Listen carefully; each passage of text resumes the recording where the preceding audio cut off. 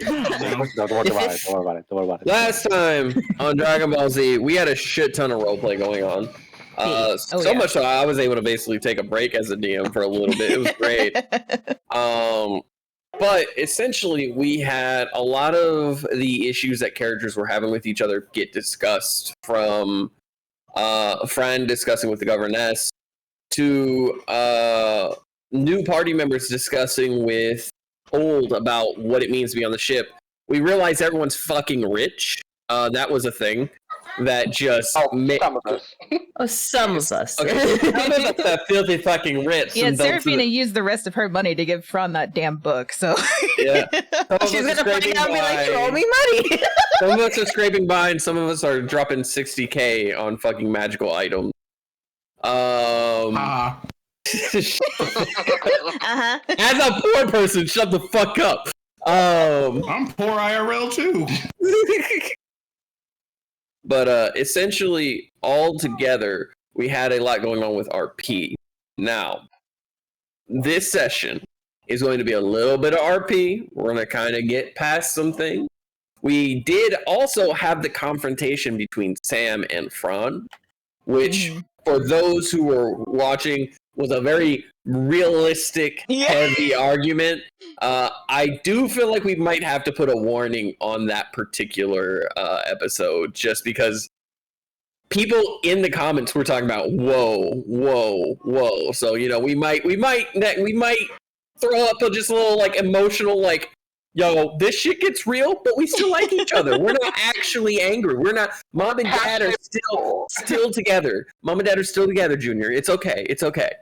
It's fine. We're just fist fighting in the Denny's parking lot. It's fine. It's a typical Tuesday. Nah, I'm mad in real life. Let's go. If it was the Wendy's parking lot, then we'd have to talk. No. The problem is when you're in the Waffle House parking lot. That's where the problems start. Somebody's dying. Like, can I please get a waffle? Can I please get a waffle? But yes, that was all done. Ragnar was in the back of that entire conversation that Seraphina and Sam had. Just twirling. He's just there. He had a new staff. He was like, and there was this like emotional connection, deep communication. What's that? Really want to be there for you guys. And Ragnar's just whirly. Woo, woo, woo. I got you. Oh my god. Wait, can the staff be like one of those groaning staffs? No.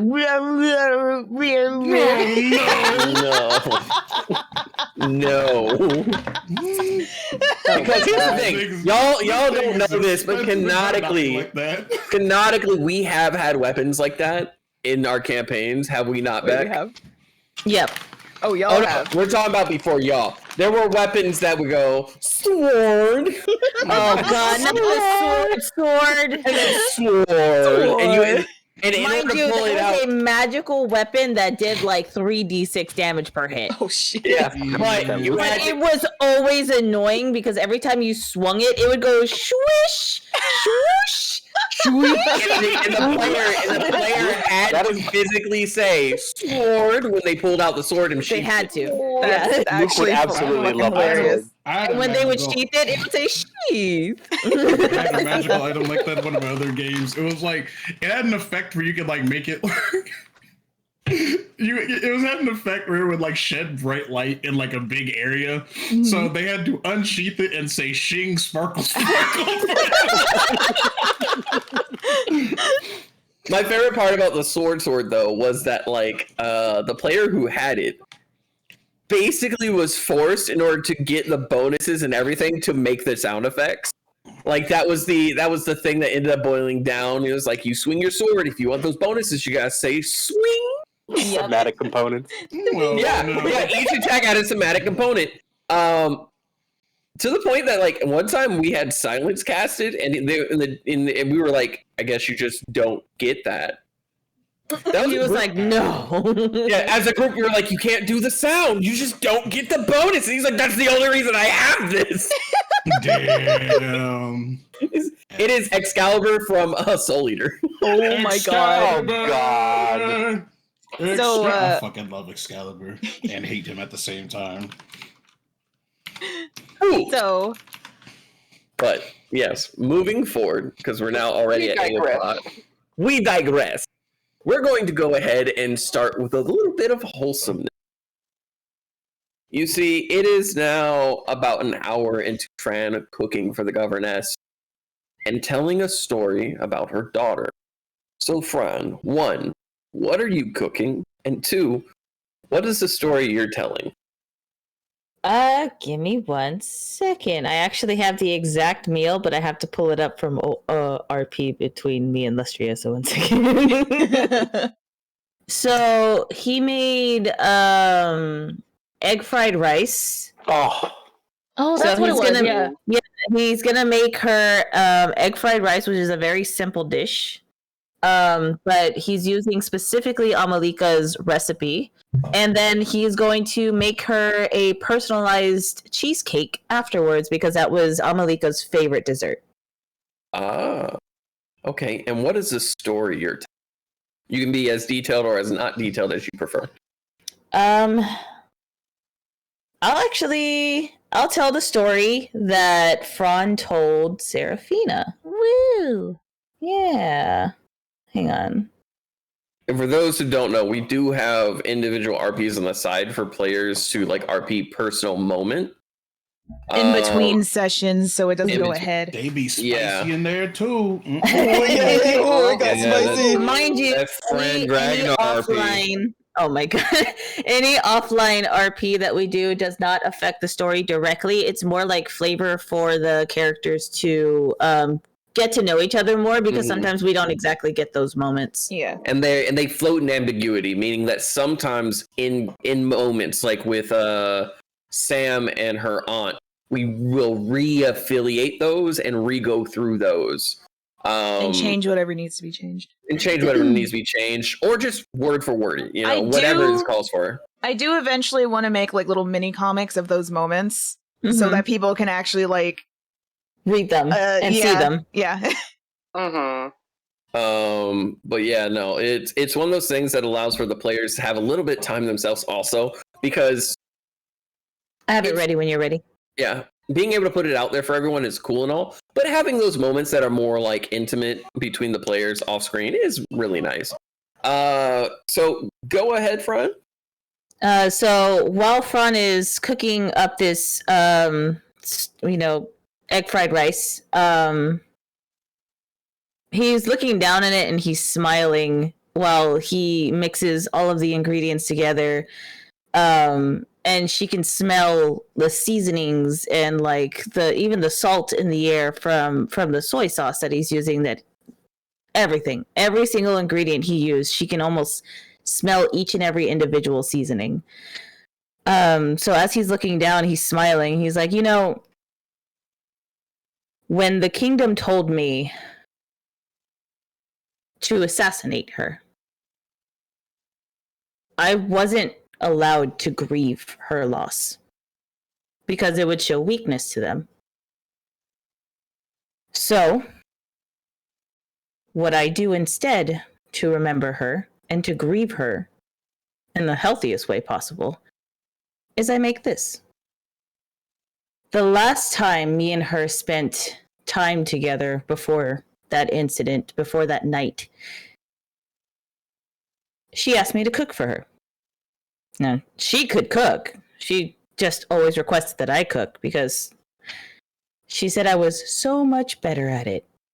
I didn't think that was true. I liked it. I loved her food. She inspired me to want to cook. So, I decided to make her a meal that she had always made for me. Egg fried rice. It's simple, it's easy, it's quick. But it was her favorite. And she was always the best at it. No matter how many times I would recreate this recipe, with how simple it is, I could never make it as good as hers. But I remember every bit of how it was made.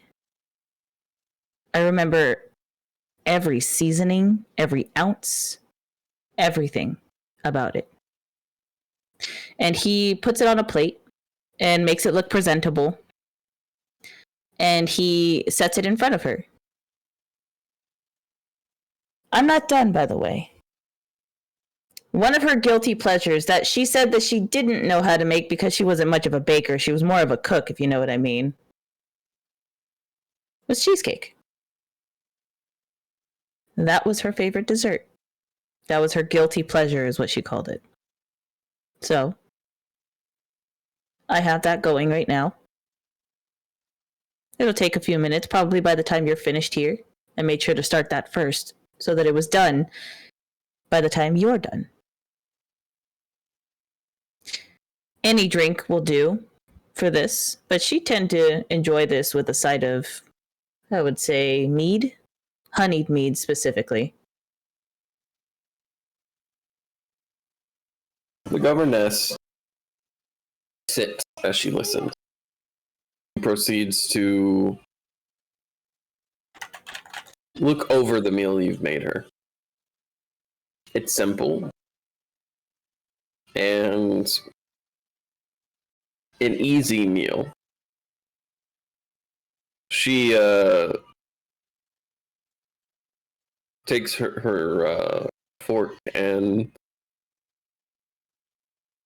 digs into it slowly.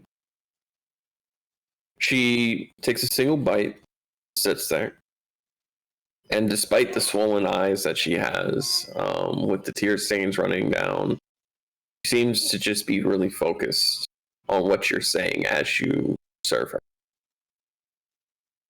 Silently, she eats the meal. And silently, she just sits there for a second. This was her favorite meal. Her absolute favorite. She'd have nothing else, and she'd ask me to make nothing else.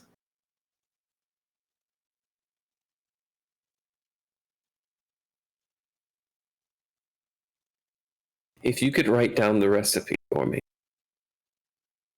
Absolutely. I still have it written in her handwriting, but I have it memorized, if you'd like.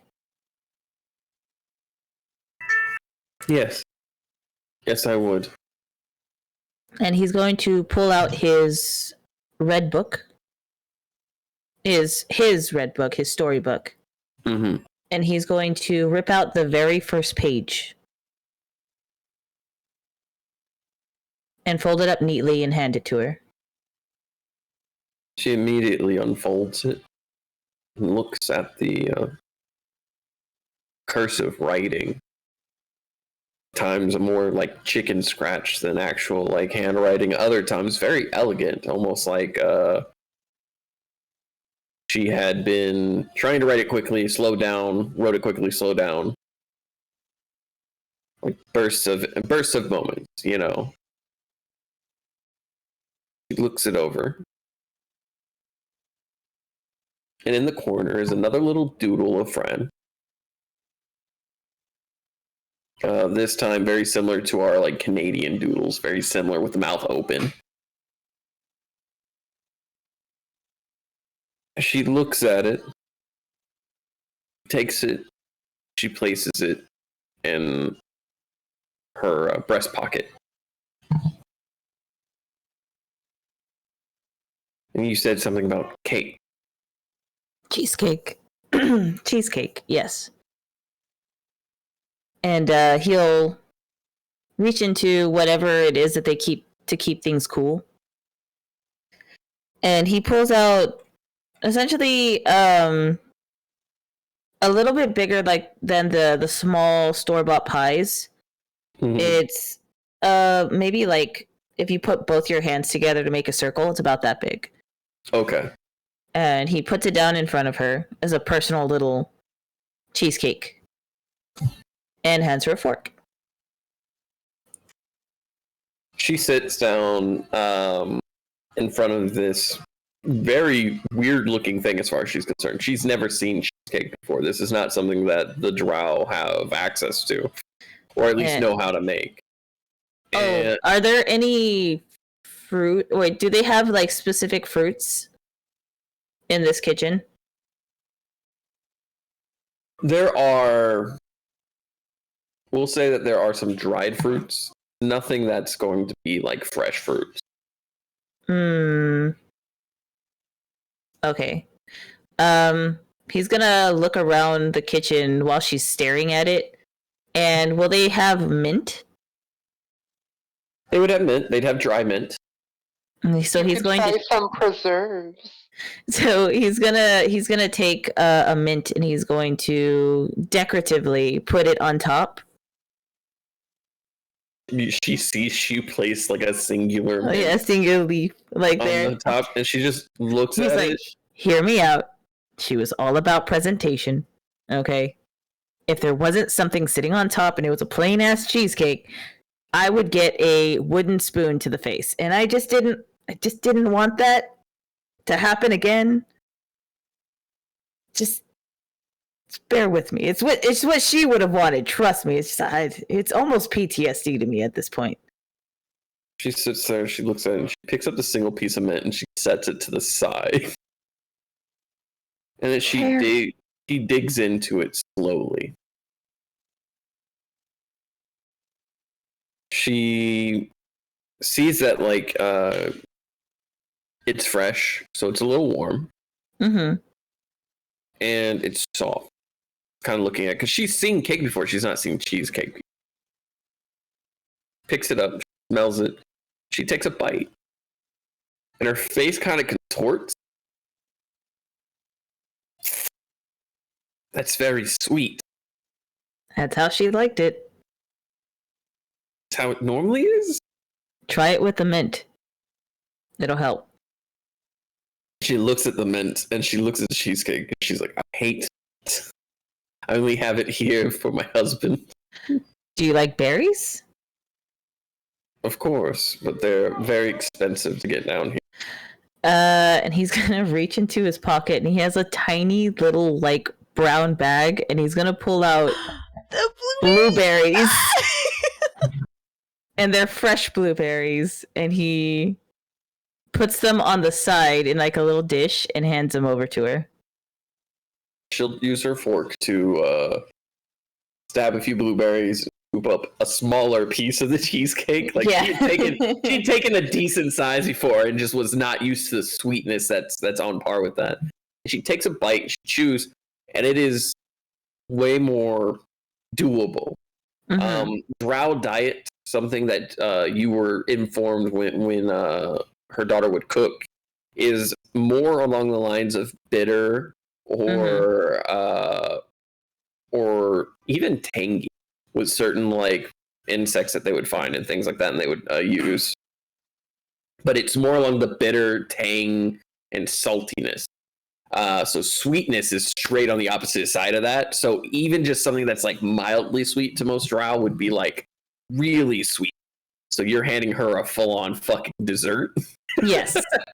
And so just needs a little something to take on the edge off, you know, because it's a little too rich in flavor. And she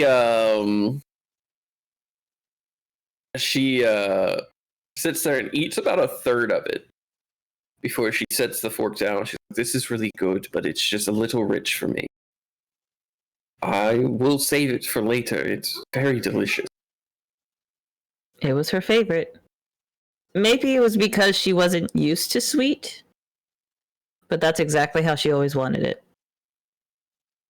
See.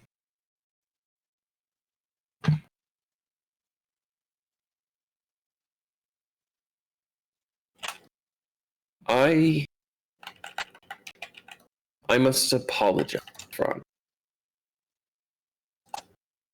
And let me be honest.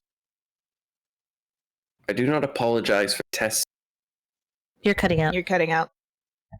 Let me be honest with you, Phraan. I want to apologize, but I cannot apologize for testing you. I will apologize for lying. But as for why, I hope you can understand the scenario that we're in. Again, I understand. Again, not only did a goddess on your behalf ask us to help you, we were not informed of who you were until you arrived. Well, to be fair, we didn't really know that. Well, we should have expected it, that all gods and goddesses at this point have kind of stuck their hand in the cookie jar, so to speak. Because you know why that is, Phraan, correct? Honestly, no. We worship Arachne avidly, I'm aware. continuously. She is not hungry for followers here. But there are many gods who feel that they have been abandoned, and many of them still function off of worship as a form of substance. Feed them. So when people don't worship them, they starve without being able to die in most cases. We have records of deities long forgotten who were dealt with by mortals by simply erasing their names.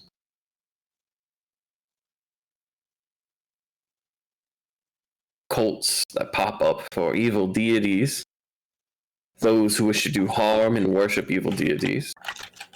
It's one of the reasons that they're stomped out so avidly. Because the very concept of worship feeds them and gives them strength.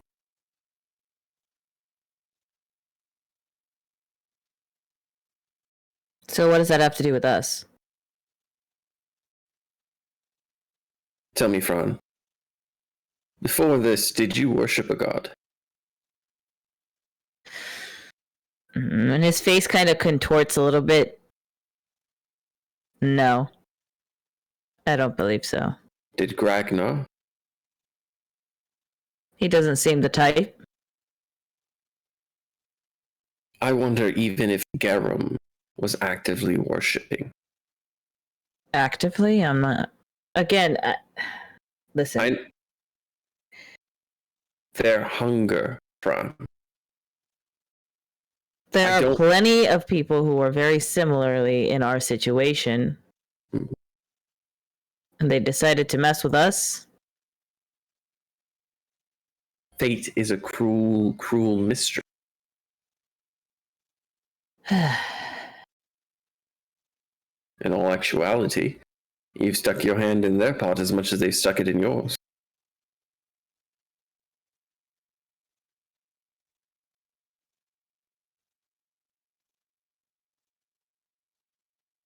I just want you to understand that as cruel as they can be, and as alien and as... There are deities who will fight on the side of the other gods only because they're scared.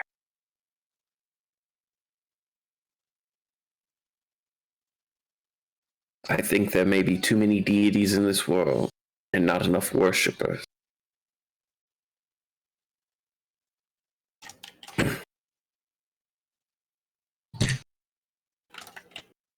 Do you know the myth of death? No, I don't believe so. It is said that when someone dies, the gods claim their soul. And that if there is no god to claim your soul, in the next life you become no better than a wandering spirit. Constantly in agony as you do not belong anywhere. And even worse, you could end up a subject of a god that you do not worship, meaning permanent and eternal service. This world is built for the gods. You're cutting out again. This world is built to support the gods, Phraan. And now that we do not wish to do so, now that we do not wish to support the gods ourselves, we have to change everything. Because it won't matter what happens to us here if after we all die, we're forced to be their slaves once again.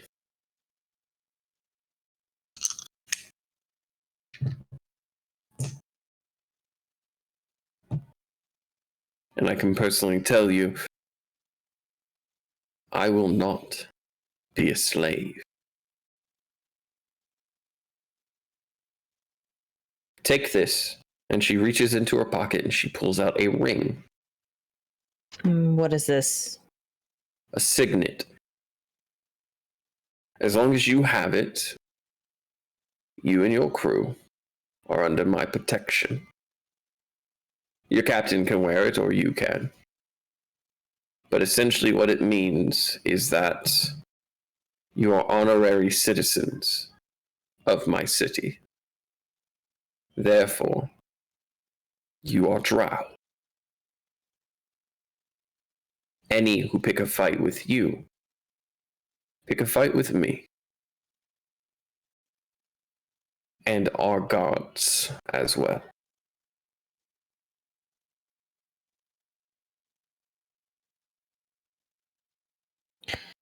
Understood.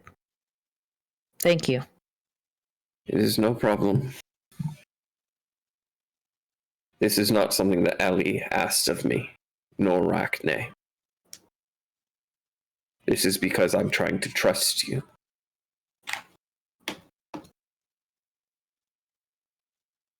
I will not betray your trust. I hope not. Because then it would be considered high treason. You're right, and that's the last thing that we want, isn't it? Oh yes, the entire Underdark that spans the entirety of our planet, searching for you to behead you and put you on my porch. How fun. As much as I would love the chase, I don't think I want that right now. Too much on my plate, you know? And I'm not going to lie, it would make me a little giddy, but... You know what? It's fine. It's fine. We'll cross that bridge when we get there. Let's If hope we we get never there. do. The goal is to never come across that bridge. I was more talking about the bridge of trust, but that's also fair. Yeah, I mean, you burned down the bridge of trust, I burned down the bridge you're crossing. That works. That makes sense. So let me get things straight right now, because I need clarification. Yes. So I'm not going to pretend to assassinate you. Oh, no. Okay, You don't good. have to. So then why am I still dressed as a woman right now? Because it's sexy. And Phraan looks down. Yeah, you're right. Okay. And then Seraphina bursts through the door. No, she doesn't. Who said what? I believe there was a priest who came through here once, and he said a phrase I'll never quite forget. He gives me a little mahogany. A what? A little mahogany. Are you saying it? You know, I'm not going to clarify. I know what you mean. Interesting. If you ever tire of, I don't know, being a citizen of a city full of bastards, I might be willing to make you my 15th, 16th husband wife. As greatly as I appreciate the offer, I am spoken for. That is not a shame. I would make your life miserable. I know. And she proceeds to get up. I'd probably like it. Her face is still a little swollen, and she goes, "Oh, really?" And she takes a step towards you. And he takes a step back, but I am betrothed to another. Betrothed? You said you were dedicated to. Now I you're am dedicated. Dedicated. I am very dedicated to somebody else. It's such a sweet thing. Well, if you ever grow tired of her, swing on by. That won't happen. I know. And she smiles. I am truly glad my daughter didn't marry you. Me Not too. because I'm into you, but because of the fact that I feel like it would have been her loss. Ouch. And she proceeds to just walk right by you. It also would have been my loss. No. Yes, You would have been because my best friend would be too busy fucking her woman, and I wouldn't have any time to spend with her. You know how upsetting that would be for me. And he's like walking as he's saying this. I would be so upset because I couldn't talk to my best friend, and he's like leaving the room. Possible scenario for you is to be with my daughter. That is the best possible scenario. Are you saying that's not the best possible scenario for you to end up with my daughter? And I am saying that whether or not she has interest in you, the best part would be to be with your daughter because she's my best friend. But that's you. You do not get to say. You do not get to say that the best part is my daughter because you obviously don't believe that. You're too busy going. I cannot force somebody to love me. I cannot force somebody to love me, and she was very obviously into women, and I am perfectly okay with that. And you very obviously look like a woman right now, so. But I'm not a woman. I just look hot as one. There's a difference. All I have to say is, it is your loss. That's final. That's final. And you can go pick up your sneaky little floozy and head on back to ship. Don't call her that. I'm the governess. I'll call people whatever I want. I could call her a waste of space if I want governess. Sweetheart. My daughter is gone, and I must weep, and you must suffer, but we shall do so together. Okay.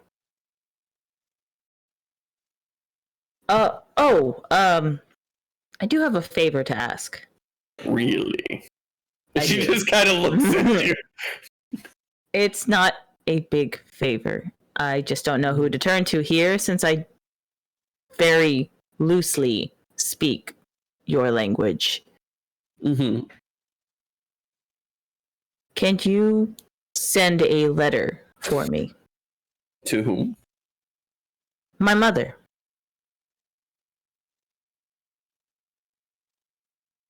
Which mother? My mother. You want me to send a letter to the kingdom? She's not in the kingdom.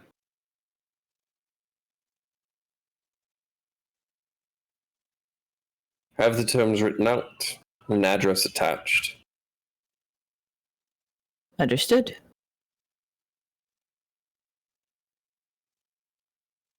I will do this in my daughter's memory, but I am not going to contact your family on a regular basis. No. It doesn't have to be under your name. It doesn't have to have any of your markings. Just a letter. I would have done it at Lake Town, but too much happened. And I will admit I forgot. Understood. Make it quick. Have it done before you leave here. I will make sure that one of your men get it and send it. Of course.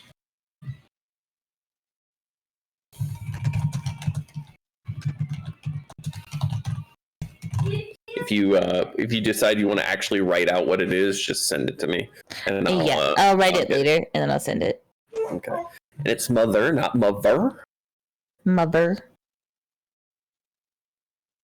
Fucking spell check for some reason made it move and then there, and I'm like, I don't know what that means. Motherfucker. Yeah. With that, we're going to go ahead and jump down to the front of the building where Seraphina is standing, with like four I'm or in the five guest guards. I'm in the guest bedroom where she told me to go. Oh, that's Yep. right. You're in the guest bedroom with like 4 or 5 security there. Most of which are very, very well-built drow women who are just kind of glaring at you because they know they're going to get an earful because you snuck in. You know. She's just kind of sitting there, kind of smugly, just, yeah, I did that. You hear them. Do you understand Undercommon? Nope. You hear them talking in Undercommon back and forth. Talking shit. The 6 of them, and one of them in particular who is we're talking like She's very obviously half drow, half Goliath. Sitting at about 7'5". And she just paces around you as you sit there. And then proceeds to, in common, state, how did you enter? I just walked in. How did you enter? Window, door? I think there was a window in one of the rooms, you know. Which room? I don't know. Your castle's freaking huge. How am I supposed to know which room it is? You break in here after being a guest. And then you mock security. I'm not mocking you. I'm just telling you how I got in. What room? What it look like? DM, I actually don't remember. It was a room that had looked like servants' quarters, like beds and things like okay. that for people who were, like very much servants' quarters. Okay. I don't know. It was one of the... It had a bunch of beds in it. Bunch of beds. It looked like a servant's quarter. I don't know. I was more focused on... First floor, west wing, service quarter. So you got past the gate first. Yeah, more or less. Do you know what you did? I snuck into the castle. You guaranteed no less than 3 beheadings. Well, I mean, I've already been impaled a few times, so... Not you, dipshit. My sisters. Even if you're a friend, you snuck in past guards. The 3 who are meant to walk the front gate and the west side will be, how do we say, dealt with harshly. No less than 2 beheadings for the ones who worked exactly along the gate that you broke into. Well, I can try and talk the governess out and beheading them. It is not up to Governess, it is drow law. You fail to protect the bloodline, then you will feed the bloodline.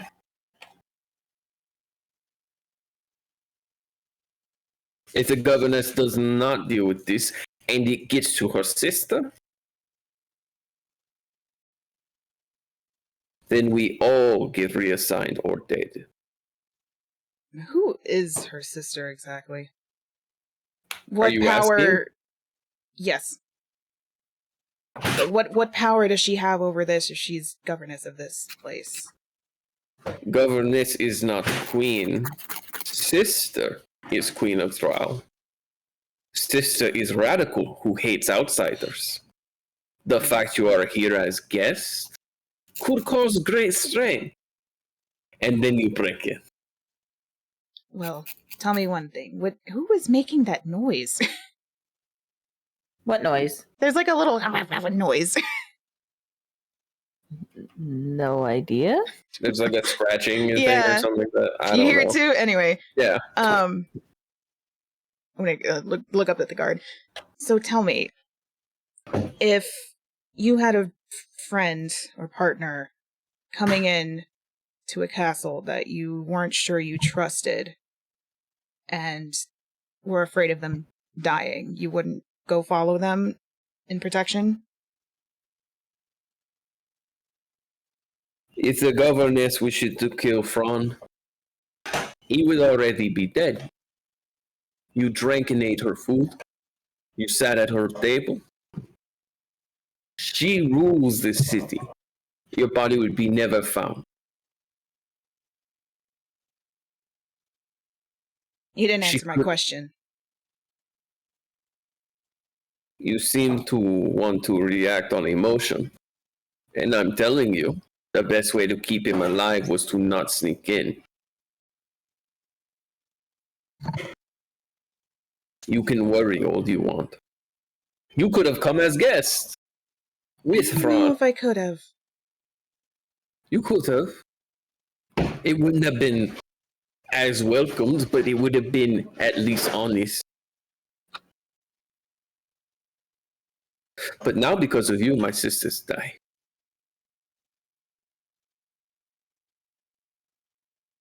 We can work on an arrangement, I'm sure. No. You do not understand. This is the arrangement. This is the way we keep peace between cities and peace between top and bottom side.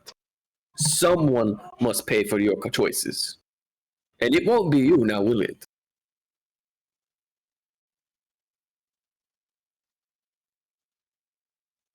My queen tells me to treat you like guests now. So I do. I be honest. I don't hold back words because you are guests. If I was to treat you as person who snuck in, I would have taken your fingers already.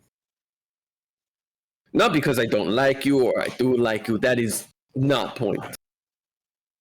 But because you snuck in here, there are consequences for my sisters. Their heads will roll. People will lose position. I will probably be demoted from head of security. Well, we could do something similar to what the Governess was planning. Somebody's head must be on platter.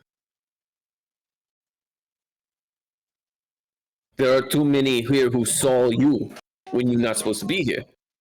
I wasn't seen. I was only seen when I got in here. That is the point. 24 gods see you. Governess call us because don't know who you are, won't tell who you are. Too cocky.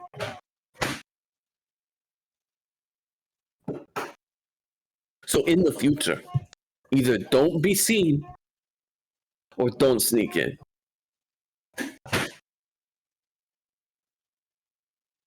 Noted. Who worked the gates? And one of the women will speak in Undercommon. At least their families will get a settlement. Put down the documentation, write up the reports. Again, too many people see you. If it was 1 or 2 guards, we could silence. I trust my sisters, but mistakes are made. Weakest part of security is people. After working for 40 years, you learn that.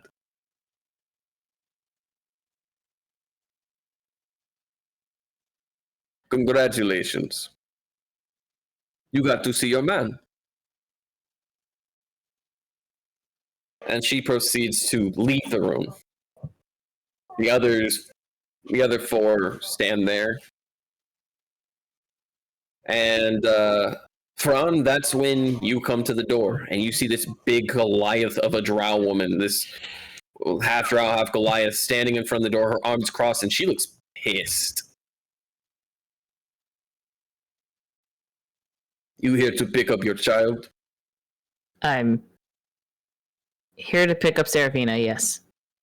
Take her and go. Understood. Keep her on better leash. Don't want any more people dying.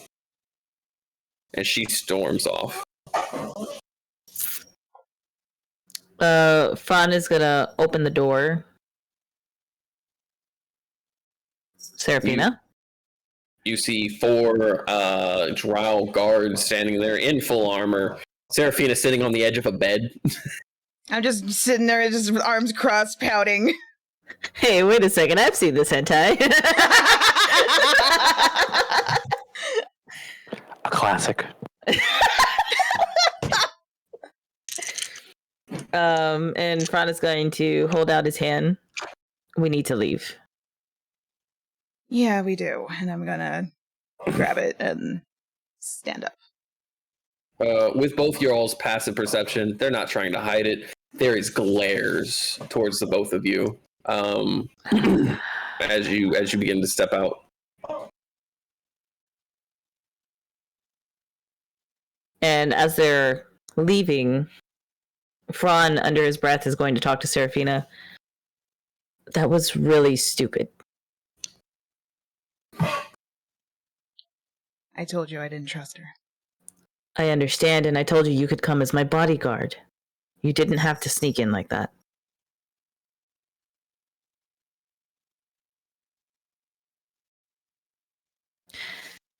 If you're going to trust me, and I'm going to trust you, I need to know that you're not going to be reckless like this anymore.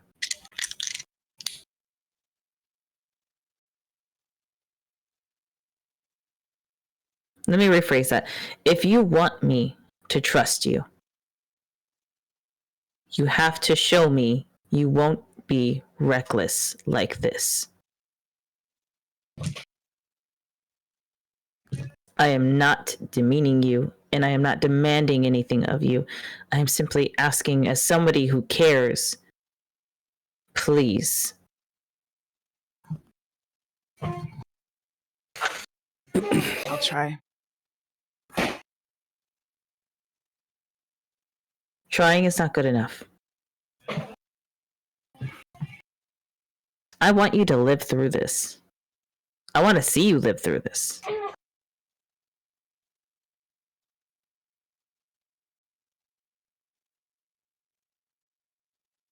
How do you not act off of emotion? That's a tough and loaded question for me, considering I was raised not to. But the easiest way that I find is trusting people. I trust Gragnar not to get himself killed because he wants to survive. I trust Sam because she has so much to live for. I don't trust you because you haven't shown me either of those. I want to trust you. That's why I'm asking you, as a friend, as somebody who cares about you, to stop being reckless. This could have easily ended up the same way as last time. If I wasn't there to say anything, if somebody else had found you and nobody was there to pull you out of this mess,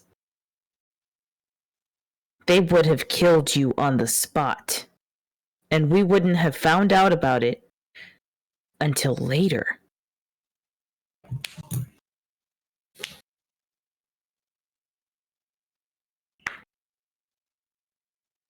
You are strong and powerful, but you are so thick-headed. And I need you to really think about the consequences of your actions from this point on. People are dying.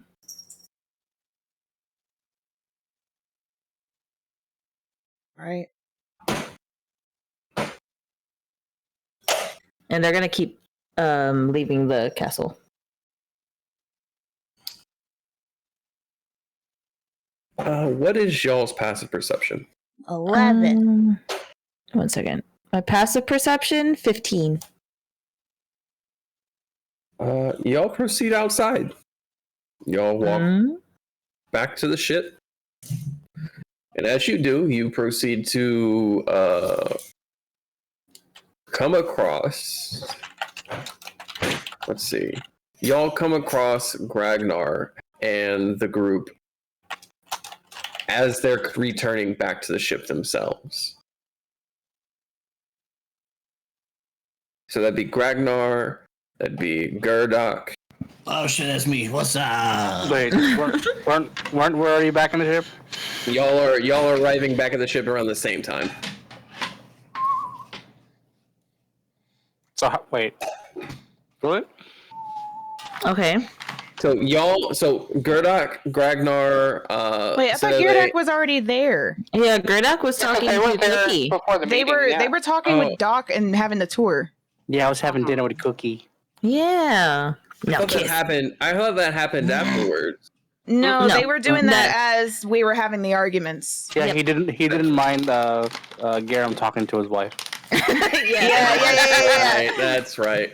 So you, Sam, are currently there with Garem, but you hear the crew saying that they see Phraan and Seraphina arriving.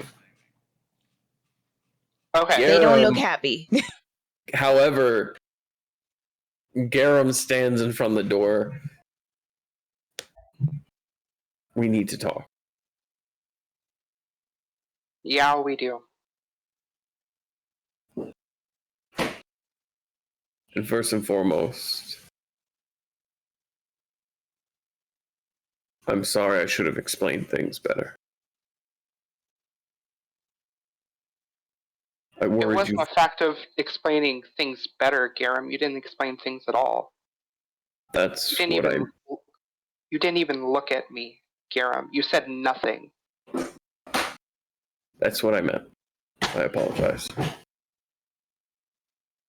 I'm sorry. You're pissed because I ran off, apparently from everyone's perspective, to fight a god. When that was not the case. Then what was the case? I needed questions answered. What questions? Why you all have to suffer? Why you all have to deal with the god shit? Why you all need to just deal with so much that isn't your business and clean up what isn't your mess?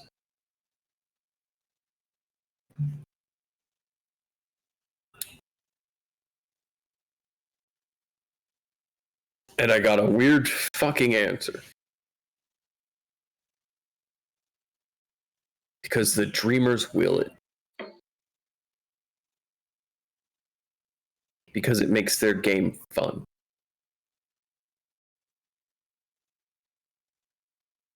I asked who the dreamers were, and I got a real weird thing about how before there was the concepts, there was the dreamer. The old fucking story that we used to be told as kids. So some foreign entity way beyond the power of the gods is willing us to suffer. Willing you to deal with so much more shit to be snatched away. Phraan to deal with his family and all this other shit. Seraphina to deal with her shit. Ragnar. It's a lot of bullshit. Yeah, it is. But if it wasn't us, it would be somebody else. And personally, I think that would be better. Well, But that's just because I'm invested.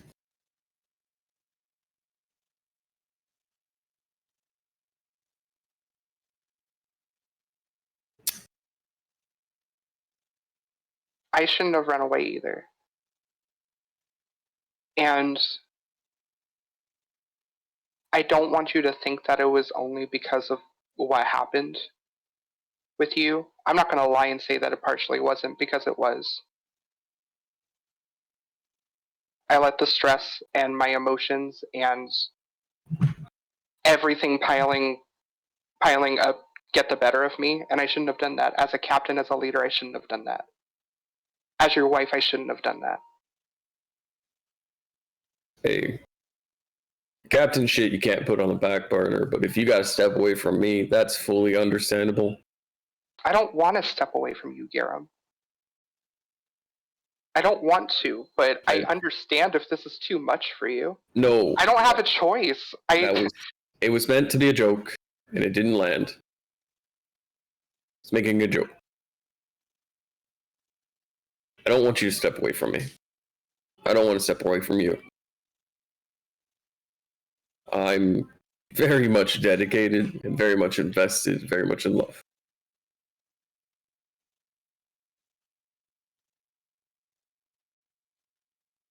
Do you hear me? I hear you. I'm very much dedicated, very much invested, and very much in love. I'm not going anywhere. Not willingly, not without kicking and screaming. I will promise all the same to you. Just don't. If you need to go fight somebody, if you need to go talk to somebody, if you need to do anything, just tell me. I'll understand. We've been through so much shit already that honestly it's hard not to believe anything at this point. Alright. And I promise the same for you. Quick question. Yeah? How long is Ragnar going to just stand there in the corner? He's still there. I don't know. Me and Serafina asked him to, and he's preoccupied. It's okay. You cool over there, mate? What? I got new staff. What's up? That's what I mean. You have a whole alchemy study space to look at mess with your staff. I currently don't. Well, there was a meeting. Where'd everybody go? I wasn't paying attention. Sweetheart, They've been gone for hours. Sweetheart, you've been sitting in that corner twirling that thing around for 3 hours. Crinklies. I was gonna say the crinkle is like so like on brand for Ragnar. He's got like a bag of chips. He's been twirling for 3 hours, only occasionally stopping for pistachios. Ragnar, you got a staff there, buddy? You got a staff there, buddy? Yeah, got a fancy new staff. Yeah. You got a little hot dog there, buddy? Little staff-shaped hot dog. Yeah. All right, well, Ragnar. What's up? I do need to talk to you later after this, if that's all right. Oh boy, now I'm in trouble. You're not in trouble. You're the only one not in trouble. You're never in trouble, Ragnar. You have actually been the most peaceful person so far this past Lies! That's saying a lot. Hey, no, it's fine. Just people don't know about it. That's all. See, that's where you guys fuck up. That's where you guys fuck up. People Y'all find have out told about it. Sam about what occurred once, and He's burned down entire houses and villages. He's not a good boy. Look, with all the emotional finger on nose, with all the emotional and physical drama that's happened recently, that's old news. That's old fucking news. We have accepted for the homeless people in that town. We don't know about that. The whole town's been blown up. No. We don't know what happened. My God. The Kingdom United's taken over, so it's probably been blown up anyway. Not any better. I only burnt down. You were okay. Building. So I will say this: you have been told that not so bad that city doesn't exist anymore. Wait, what? You did. Yeah, we were told that. We were told that a while ago by Inquisitor K that he was like, I want y'all to know that I did what I had to do to that town, and it doesn't exist anymore. I don't remember that. Kay made it very clear that he basically turned that place into nothing. I also have a shit memory. He said he killed as few people as possible, but burnt that city to the ground. Yep. Those people are dead, guys. Anyway. Or displaced. Garem, also one other thing. So Serafina is not currently on the ship. She did follow Phraan to his mission, unbeknownst to him. And I may or may not have assisted in disguising her so she would not be seen. Ooh, and Garem's head tilts, and there's a sudden crack of his neck that. Look, we're trying. Didn't she already threaten Phrán's life?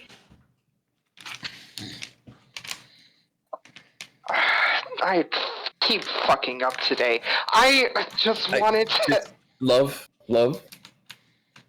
As long as she doesn't get caught, no heads will roll, because Well, As the head Well, of I as made the her head of- promise me. I made her promise me Mm. that she wouldn't get it unless she swore to me that she would not be seen. Because we don't need to catch any heat from this. Okay, let me ask you something. What type of guards does the Governess have? What kind of security?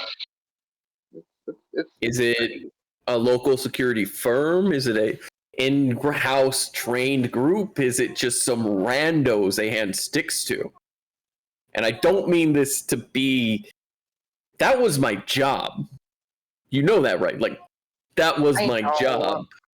If you're going to send someone to sneak in, I know I wasn't here, but maybe wait for me to return so we can converse and I can, It was very sudden, and I wanted to. You wanted to They be were supportive. both super fucking mad at me, and I That's just not how you do it. That's not how you get forgiveness. leave me I alone. thought you were helping just to help. Goddamn. I didn't give the disguise kit to you, Fran. Babe, Anyway, yeah. if she gets caught, that could put a heat on us. But also, if she does get caught inside instead of outside, that means somebody messed up their job. So on top of the heat, we also have to deal with people's livelihoods. Which is fine if we don't give two shits. Like, we are already outlaws of an entire country and being hunted by several groups. So, like, fuck most people involved.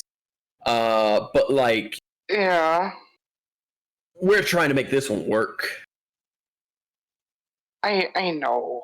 We I need... really didn't think about that. Yeah, this is one of those things where being a captain is more important than being friends. It wasn't about being friends. It was. You just said you wanted them to not be mad at you. It And he wasn't kind of about- chuckles. Look, I'm backtracking a little bit, okay? But like, listen, it wasn't just that. Like, It was a lot. I don't know. Like, she asked me about, what it felt like when we started falling for each other, and obviously her and Oh Fran no. starting to Are you fall for telling each other. Garem about this? He's my husband. It's fine. It's fine. Hold up. Don't, Garem. I swear to God. Well, also Ragnar's in the room too. Ragnar, you've been here for 3 hours. When was this conversation had? Were you in here, Ragnar? I'm gonna roll real quick. He was in We're here the gonna- whole time. Hold on. You were in here, though. But he was not I paying was in there attention. the whole time. I'm like, let's see if Ragnar heard it. What would I roll? I feel like whatever I'm rolling, it's at History? disadvantage. Sam, you do realize that Garem and We'll Fran are say not on history. good terms with They're each not other. on good terms. He and now literally tried to kill He's not gonna Fran. tell you. He's He not tried gonna to tell kill. you. You promised Serafino you wouldn't tell anybody. Yeah. And she promised me she wouldn't get caught, so here we Y'all are. don't know this shit. yet. Player knowledge versus character I knowledge. mean, yeah, we know that, but like, I'm just saying, like, goddamn. Y'all Yeah, that don't tracks. get a say. Y'all ain't in this place. If We we're know being that, but we fair, can still we make all know that commentary. She wasn't gonna get caught, so We can still make 12. Well, you commentary. don't know that. You don't know that, Sam. yeah, I don't know that either. I'm just saying. If Ragnar, breaking the Ragnar, what trust. did you roll? What did you roll? 12. Oh, All right. I would say it's enough to remember that they were in the room with you and they were discussing Fran and some emotional shit, but you're not quite sure what that emotional shit was. They were saying words. I think I heard them say Fran at one point, and Serafina was definitely there. That's more than enough for me. Oh no. hey, look at me. Love, Look at me. Look at me. And he places his hand gently on your cheek. I'm going to go talk to Fran. She's gonna hook your collar. She's gonna hook your collar right now. She's like, sweetheart. You will not repeat a goddamn word that I just told you. I'm not going to repeat This a word. is not. But I am. Garem. You will not interfere in any kind of way. You will not approach Phraan about this in any kind of way. No, it is let him have none the of dad our talk. business. Let him have the dad talk with Phraan, Froze. It's none of our business. Sam. It's none of our business. Sam. I've already had the talk with Serafina. Because Serafina admitted she liked Phraan. But this means they're together. Not officially. Together. Perhaps. We don't know. Together. They like each other. They're together. We don't know that for sure, okay? Please. Oh, please. You see the writing on the wall the same way I do. If I do or don't, that doesn't matter. If Phraan wasn't a bard, you could think that boner was for something else. Oh my god. Oh my god. And I'm some control, Garem. That's not how boners work. As a male-bodied individual, that's not how boners work. I have control. That's great. That means you don't stick it somewhere. Exactly. Everybody knows the proper time to get a raging bonus when you get some good ass Taco Bell. Oh, that shit be slapping. Okay, on a side note, I'm not gonna lie, food has done it. Like, you had some good food, and you're just like, Oh my god. If I wasn't already taking sushi, we might have to do something nasty. I don't have a dick, so I wouldn't fucking know, Aaron. Anyways, Garem, I'm telling you. Fucking sick bastard. Fucking do it. Look.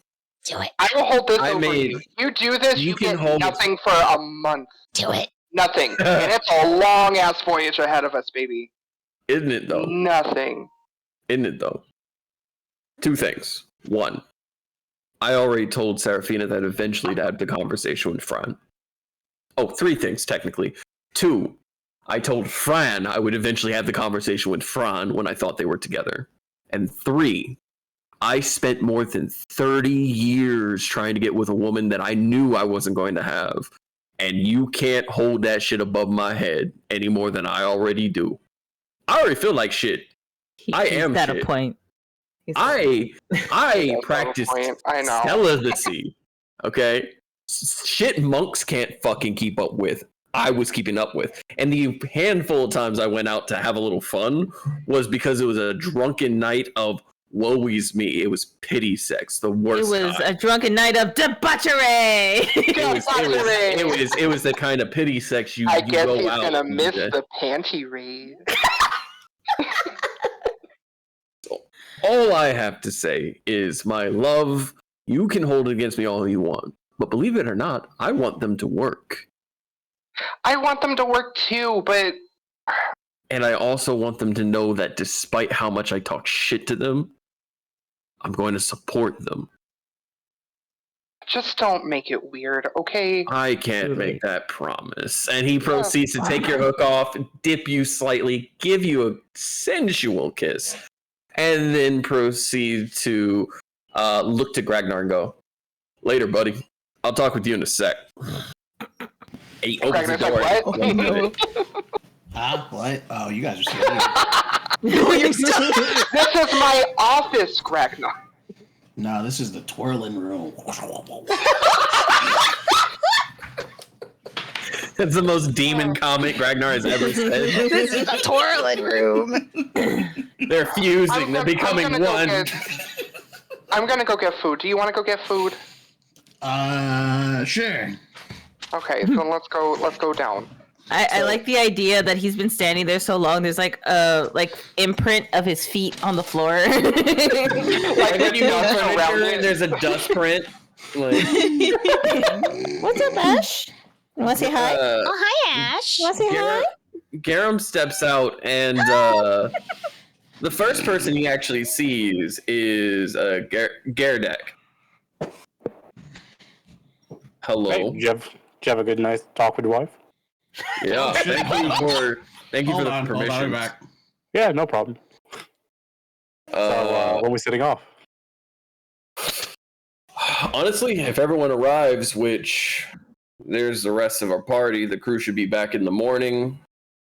And after some rest from them, or rather, after we get the ship put together, we should be leaving by the next day, give or take a few hours. Finger on nose, though. Remember, we're not taking our ship. We're taking a different boat. And the other crew are staying here. That's right. And the other crew is, we still haven't told the crew that we're going to be heading out to handle something independently. And I don't know how that's going to go. Yeah, you should probably do that. Because, can I be real with you, Gerdak, for a second? Sure. This crew really is dedicated to the main group here. And I don't know if they're going to let them leave on their own. Mostly because I heard Old Man William talking about how amazing Phraan is and how he's such a good boy. And then you've got Vic proceeding to talk about how he wishes his granddaughter was as ambitious as Sam. You know, it's getting really, really personable up in here, and it's reminding me a lot of particular moments with my guards when I was working the castle. So you think they're gonna follow us into the deep? I think they're gonna follow them into the deep. Which isn't a bad thing, but also we're supposedly going to be fighting possibly demons. And you just see his face light up. Oh, please tell me more. I've never had one of those before. All right, got a hard on for fighting. Well, we don't know any details. And Cookie's food. Possibly Osmodeus' spawn. From what the fuck was going on. Oh yeah, I did hear about that name. Yeah. Speaking of which, did they give you the little slap on the wrist thing? They sure didn't. I have not been slapped on the wrist, but I don't know who this Jasmodeus is. Out of character, the wizard guy only told me there was enough to give me and everyone other than Gyaradak a sigil. Good thing I have. Oh no, I know. Good thing I have 8 intelligence. Can't remember or say his name. It's fine. Well, you can call him Asmodeus, and I think that might pass. No. He's like, who's Artichoke? Yeah, Artichoke. Call him Artichoke. The party may refer to him as ass a lot, so like if you just want to say the ass, then I'll just say the A word. The A word? Big A. Big A. The A word? Yeah, as in something you're not supposed to say. But I mean, again, I don't know who this Phasmopeus is anyway. Gerdak, how old are you? It's been like, I don't know, like maybe 37 years. And 3/4. Lavender, is that right? Is that 37 right? You're 30, and you see Lavender look up at you and go, yep. How old are you, Lavender? I'm 15. Oh, I thought she was 16. I'll be 16 this month, so I'd prefer just to say 16. You're close enough. You can round up, right? Sele. How old is Sele? And Lavender looks at Sele. I'm not quite sure. I've never seen his face. Sele, how old are you? Sele holds up 5, 5, 3. What? They're 13? You're so small. Hey, Gerdak, why do you have a bunch of kids following you? don't let the age determine their frailty. They are very good.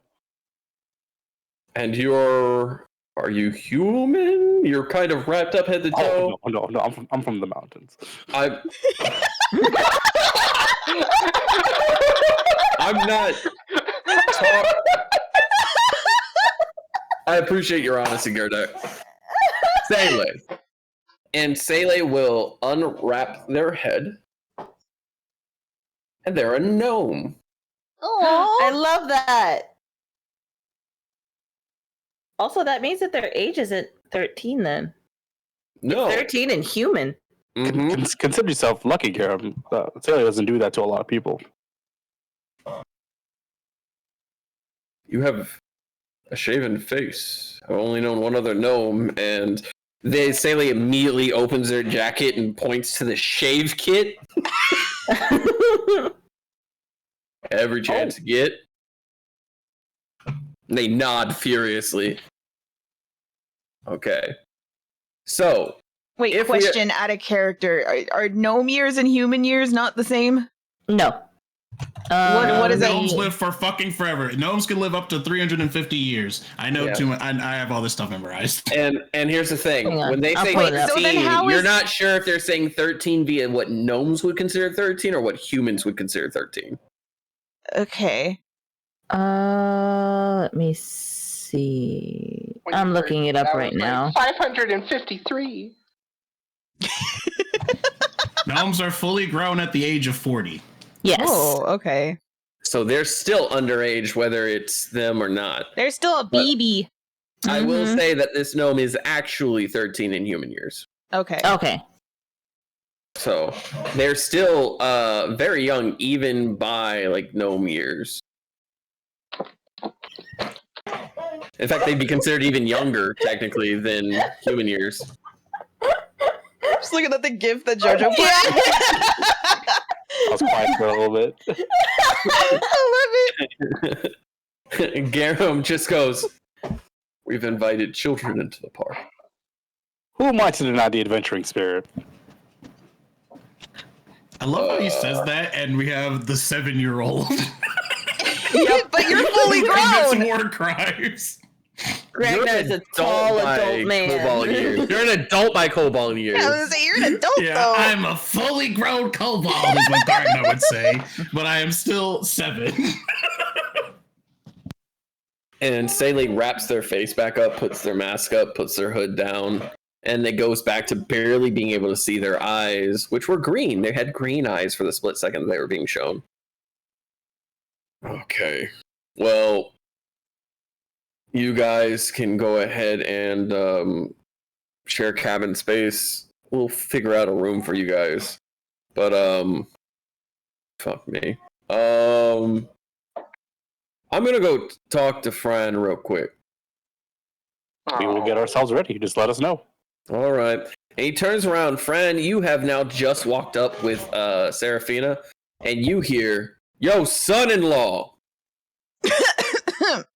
And Fran's gonna like freeze for a second and like slowly turn to Seraphina. I misheard something, didn't I? There has to be something in my ear. And he like Garem, what? huh?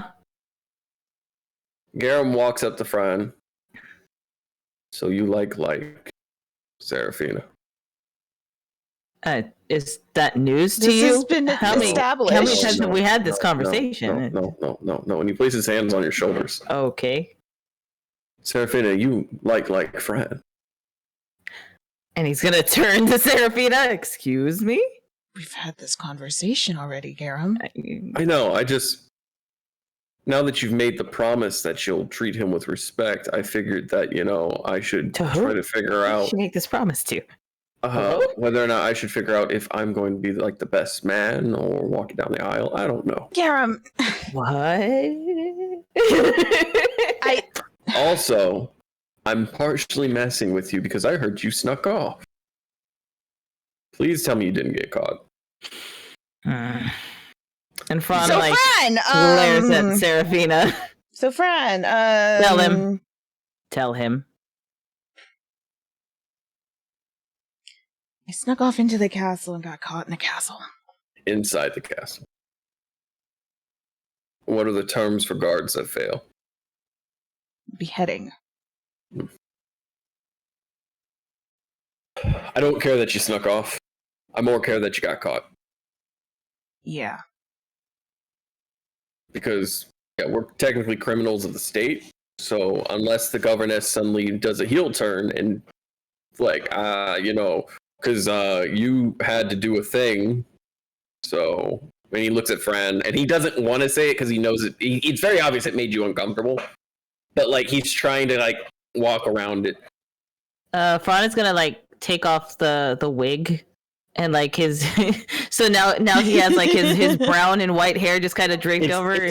It's up in like a net.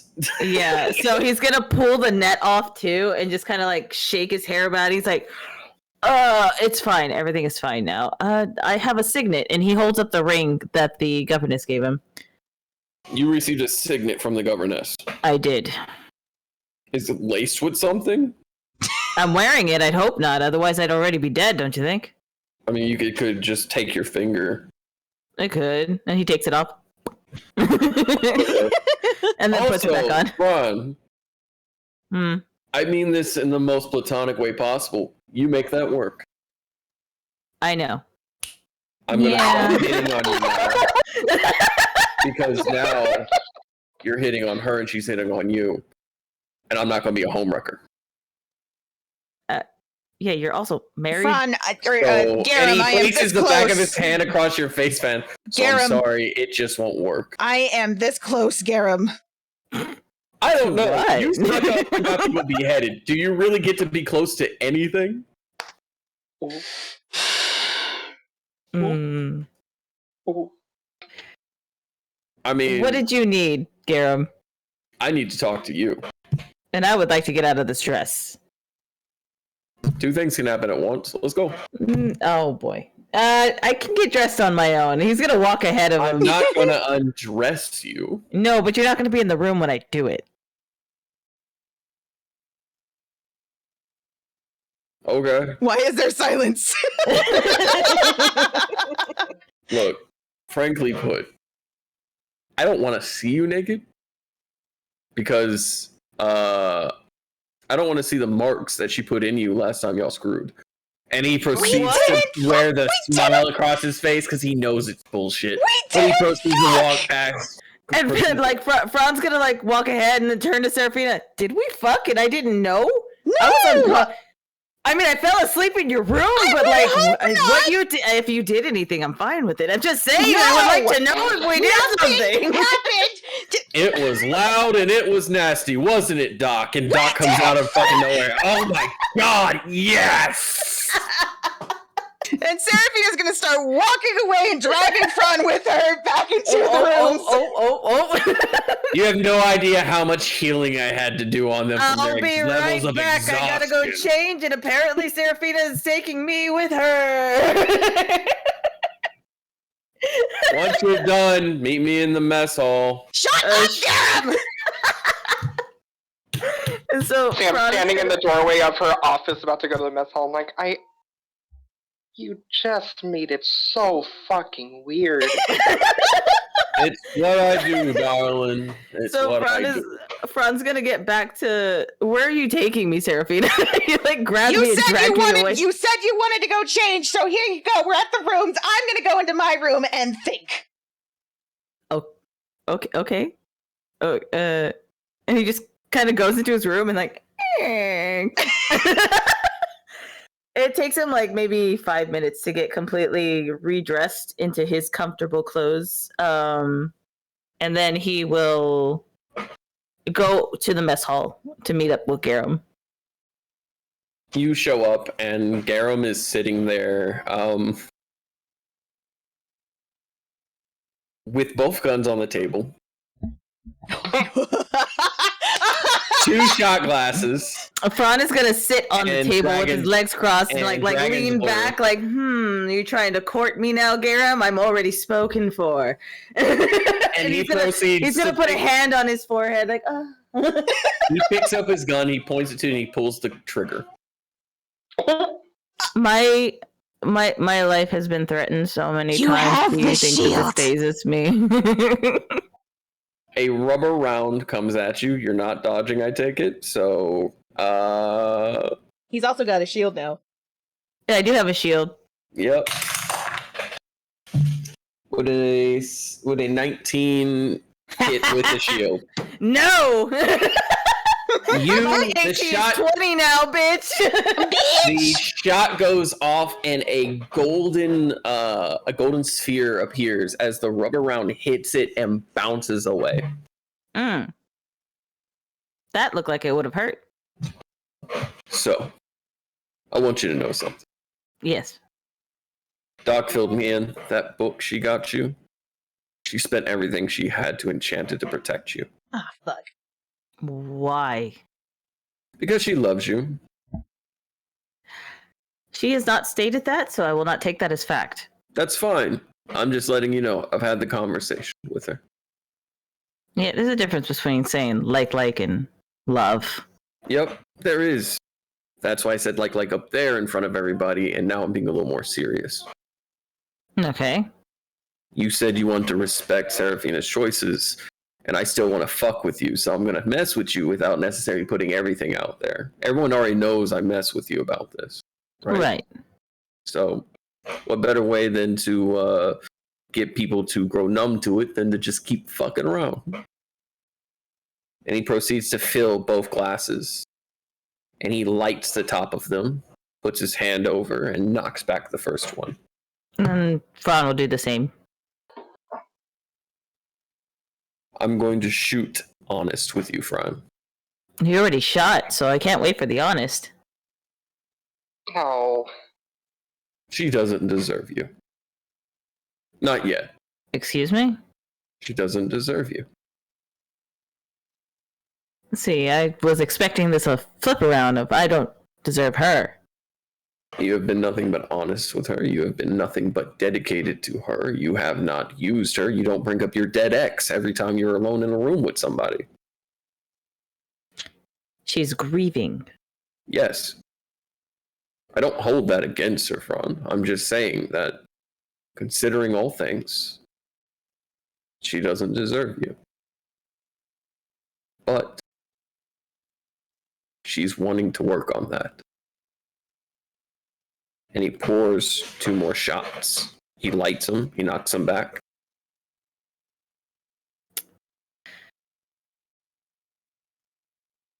Do you knock back the shot as well?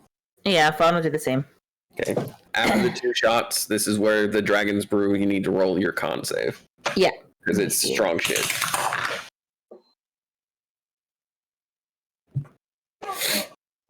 So the next one is going to be a con save? Yeah, it's a con save right now, yeah. Oh, right now? Yeah.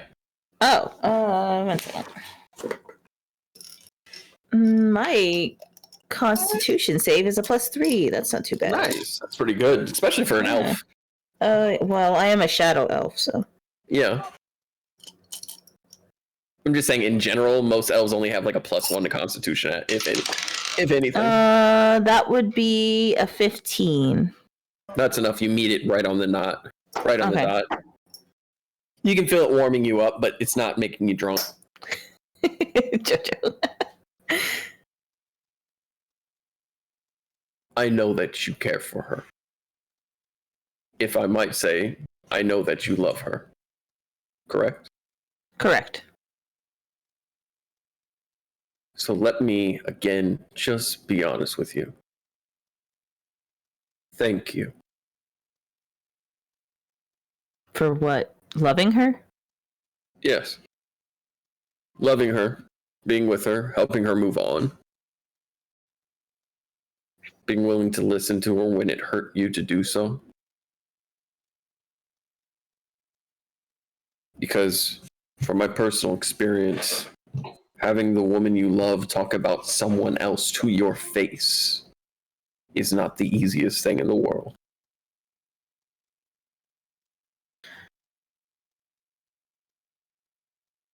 I know. And he tops your glass for you. Tops his glass, lights them again. Puts his hand on top. This time, he holds it up to cheer with you. And Phraan will do the same. Clink. He knocks it back. That is a 19. You're good.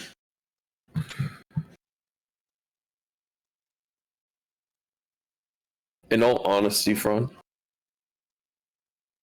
if I'm just Again, I'm sorry I'm bringing up honesty a lot. I just want you to know that I'm not just shooting the shit. I'm not just messing with you right now. I know I do it a lot. So I know that the default for when I talk to you is to assume I'm fucking around.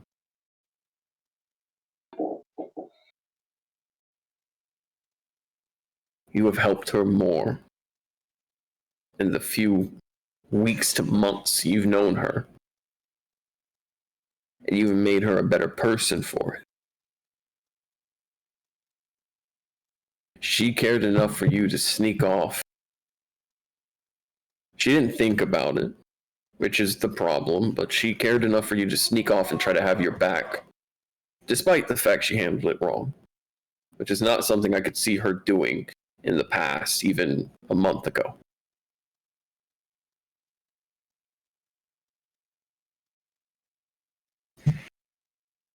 So thank you.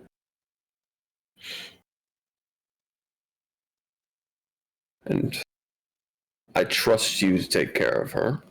I'm not handing her off. It's not my fucking place. I'm just saying that You are more of a father to her than what she's told me, if I'm being honest. It's not my place to hand someone off. But it's also I'm the just place saying, that she has set you. I'm Garem. just saying.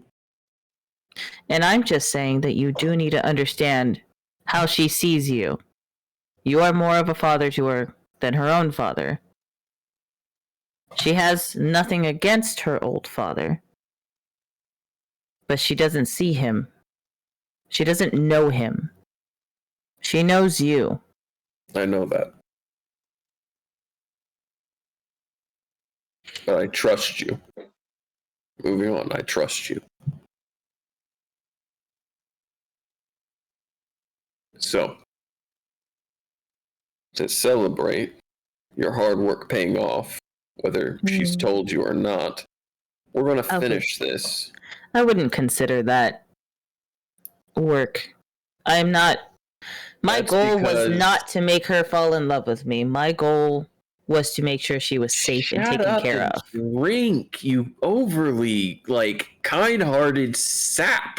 It's kind of who I am. Do you want me to fucking alcohol? Stop yelling at me? He pulls out 2 larger glasses and he pours the larger. Do you glasses. have any? And he looks at the glass and he chugs it. And he's just like, "Do you have?" Oh, I didn't learn that yet.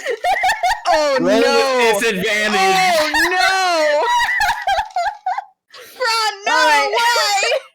I want you to know the first drink. Or the first roll was a 14, not too bad. The second, second is a 6.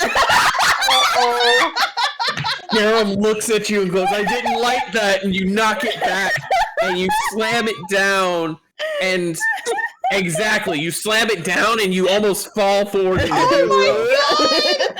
Oh, fuck me. What have you done to my man, Garem? Garem? What am I drinking? It's dragon brew. Oh. Yeah, the reason I've been lighting it is to take the edge off of it for you. But since you're just gonna knock it back, can he just knock it without lighting it? Oh, we're gonna get drunk, Phraan, now. Let's go! Oh no, drunk Phraan is Let's go! Look. Damn, he's gonna have whiskey dick on y'all's first night together. They're not gonna fuck. Look, Phraan. Well, not anymore. Phraan. Yes. I know you're feeling it right now. Yeah. I do have one request. Woo! Yes. If it works out for y'all, you'll end up together.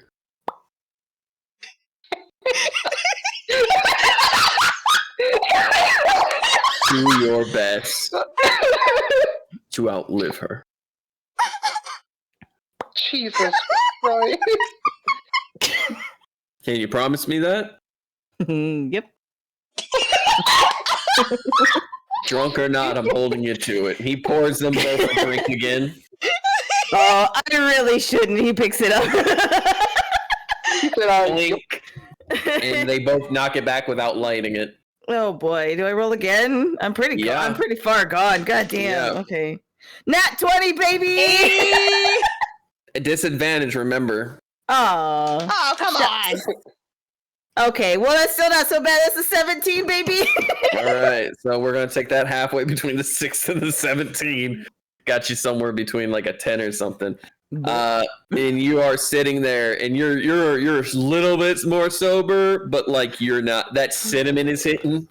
And Phraane's gonna like lay on the table and like stare at the ceiling for a second. I have a ring. Okay. I have a ring for her.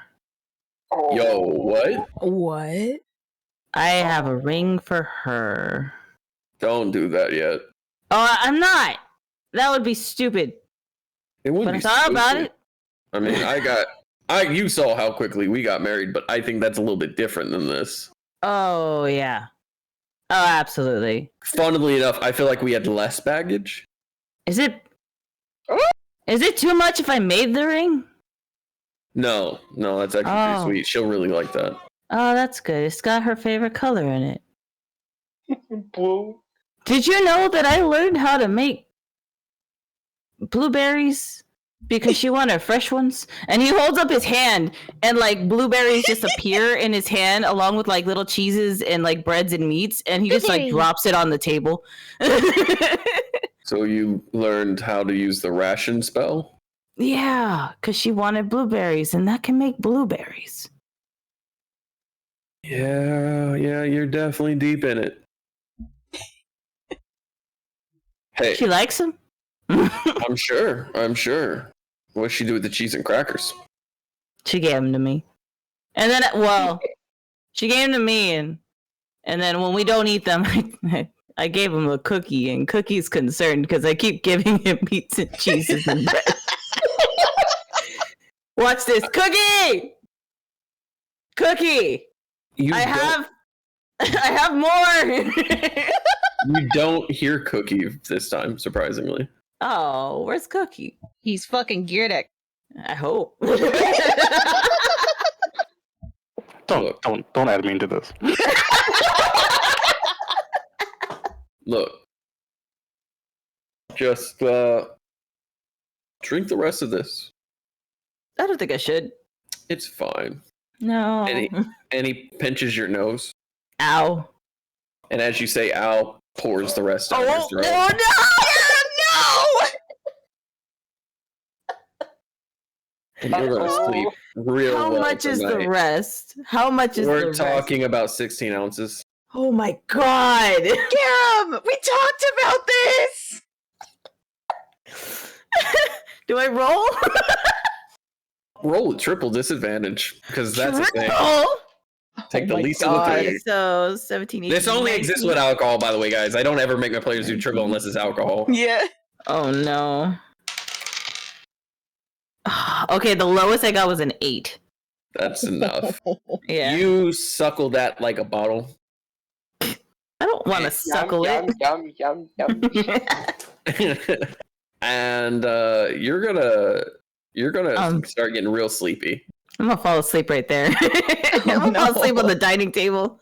You fall asleep, you look over and you see Garem pull out one more bottle of it, sets up a glass for him, and he starts knocking about without lighting it. Rest now, son-in-law. You've been very, very stressed and deserves to sleep. And he plays it- how I wanted this. And he places his hand on your head and uses lay hands Oh. to take the edge off. He can remove poison, which alcohol Is a type of is poison. a type of poison. So he's taking the edge off of it, and you're going to sleep. So really hang on. To clarify, are you putting Phraan to sleep right now? Yeah. Yep. Oh no. Oh, But wisdom save with advantage on whether or not you sleep with nightmares. DC 13. That's not too bad. except my wisdom is not very high Oh. because of this reason. Yeah, my wisdom modifier is a +1. That's a 12. And that's an 11. Ooh. Oh, shit. So, Phraan, you fall asleep. And you dream about your friends. Those that you knew and got left behind. These aren't those. You should know how the dreams work, right? I do, but this is something special. Oh. They are lined up. Oh no. Everybody whose name is in your book. Oh no. They are lined up. They stand on pedestal with nooses around their neck and levers in front of them. Hooded entity stands beside you. Pull the lever.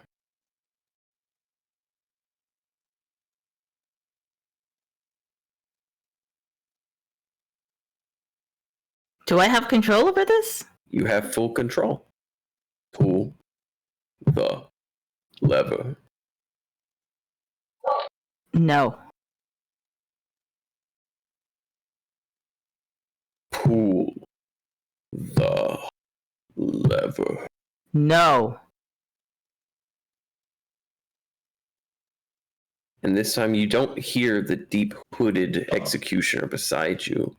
This time, you hear the governess's daughter's voice. It's okay. No. Phraan. It's not your fault.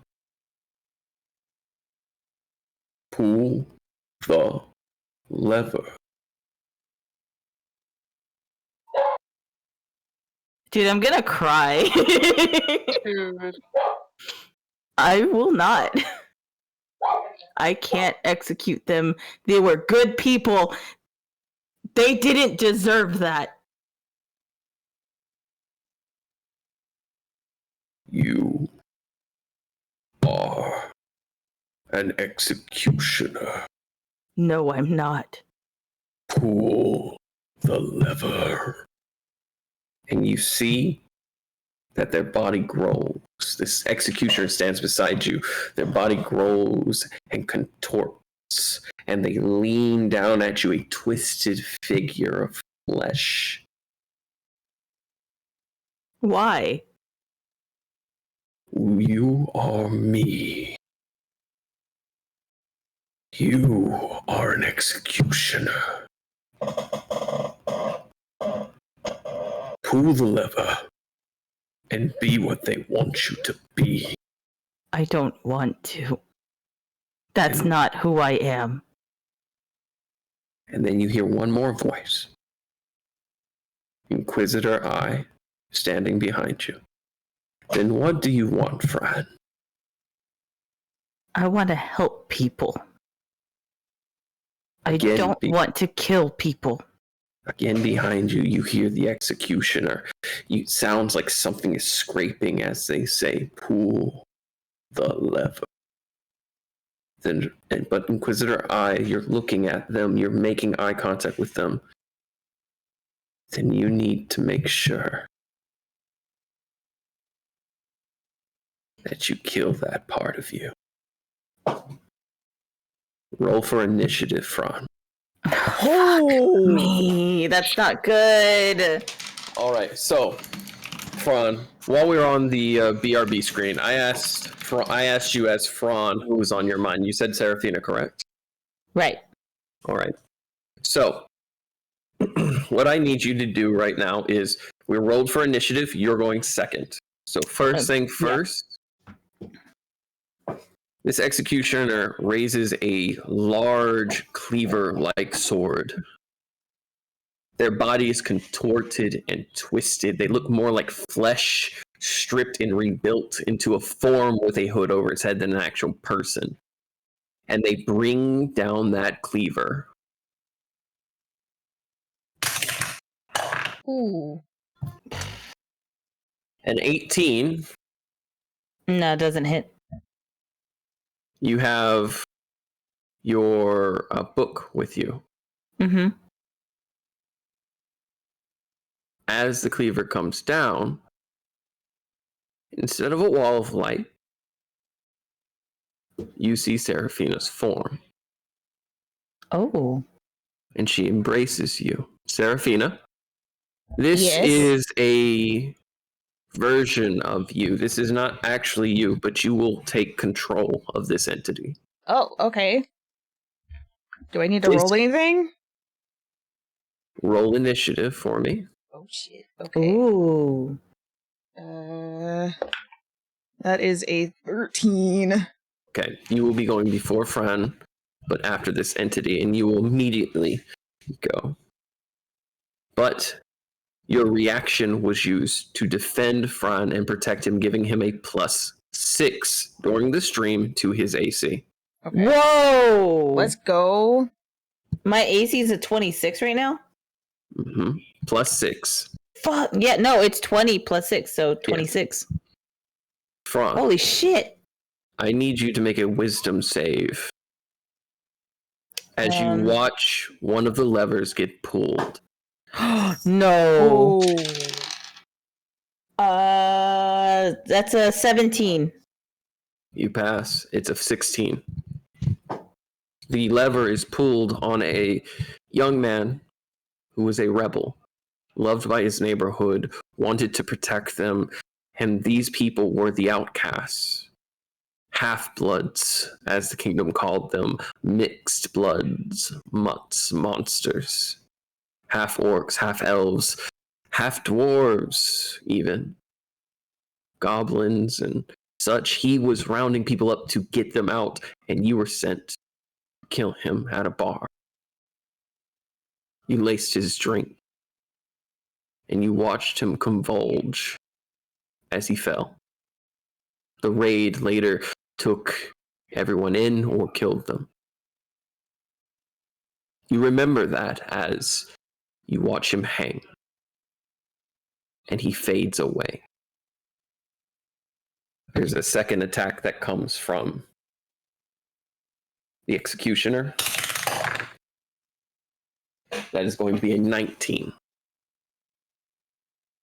It does not hit. Seraphina, your form of light again wraps around him almost like a hug. Is there something that you tell Phraan right now, in this moment, as you see him? If there was something you could tell him right now, what would it be?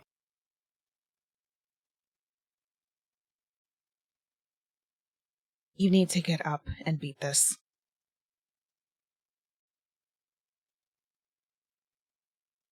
It's not your fault. Phraan's gonna pull his attention away from James. This is what he's gonna name him. He's gonna pull his attention away from James and look at Seraphina. I've been fighting this my whole life. How? I can help you. If you let me. Okay. Seraphina, would you like to help Phraan? Yes. Seraphina, you are but light reflecting in the stream, and in the moment, your light begins to shimmer and deteriorate and reform. Phraan, you have your cloak on. Now, Yes. your dagger cloak was not there before. Seraphina has become that cloak. Oh. Seraphina, as you go before Phraan, you get to make a dagger attack. A dagger attack? A thrown weapon attack. Okay. Phraan, you will give her advantage on this attack against the Executioner as you are working as one. So you're going to use your stats, but she is going to roll them for you. Oh. You're working Okay. together as one. So, Seraphina, could you please roll with advantage and tell Phraan what the number is? Okay, just a straight 20? You rolled a 20? No, do I roll just a straight d20? Okay. You roll a d20, and then you tell Phraan, and Phraan will add his modifiers for thrown weapons. Okay, and you said it was advantage? Yep. All right, the first one is a 16. The second one is a 10. Okay. The first one's higher. It's 22. I get a +6 to my dagger. That hits. This Executioner is a large, slow-moving creature, despite the fact he swings his blade so quickly, so cleanly, so accurately.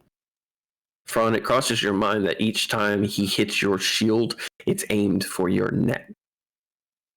A killing blow. If one hit hits, it would take your head from your body. You toss the daggers almost without realizing it. Again, you feel the hand of Seraphina guide you as you toss these daggers into the Executioner. And as you do, you watch two people fall, but they don't fall on their noose. The noose is cut. And you watch them crawl to the Executioner who's focused on you, and they grab onto him. Oh. The who? The The The Executioner. Executioner. Oh, okay. It's a couple. An orc woman and a human man. They were in love, and they were lobbying for marriage rights. The Kingdom United. They were doing everything they could legally in their small prefecture to get permission. They eventually did. You were sent to stop their marriage. And you did. You had them fighting within a day, arguing, bickering about the differences between them, before the husband ran out and was hit by a cart. Not intentional, but it did the job.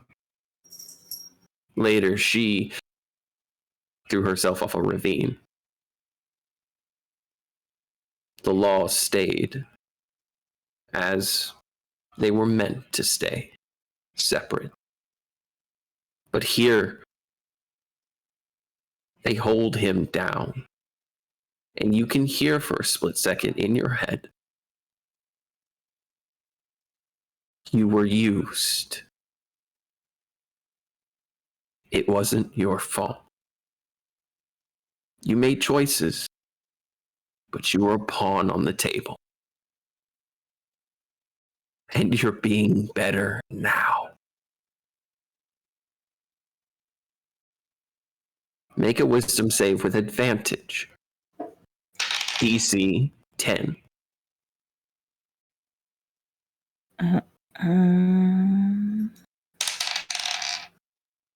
That would be highest being a 17. You succeed. You get an extra attack. Seraphina, could you roll for me with advantage and tell Phraan what the dagger attack is? First one's 10. Ooh, the second one's a 1. 16 is the highest. You hit. DC is a 13 for this creature. You stab him by throwing them at his neck, Phraan. Your accuracy is astounding. Even in this moment, you're beginning to see clearly.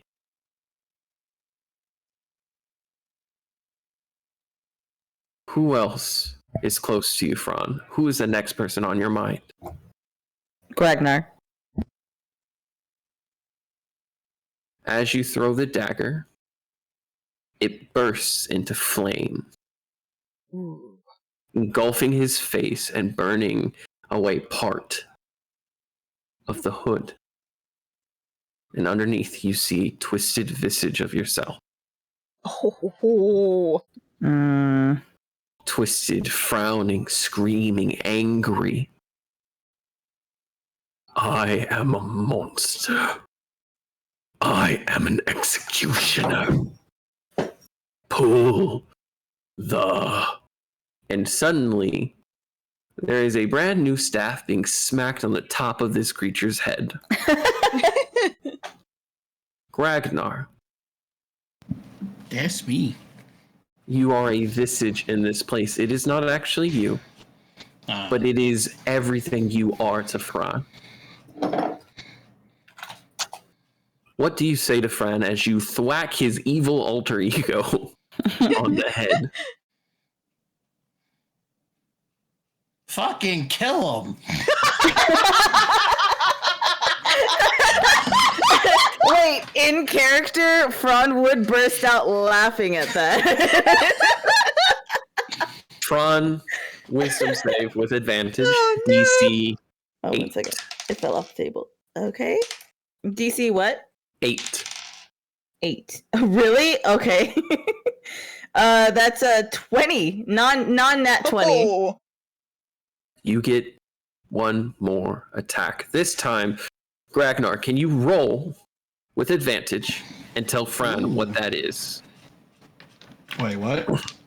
Roll a attack and tell Phraan what it Good thing is. With advantage.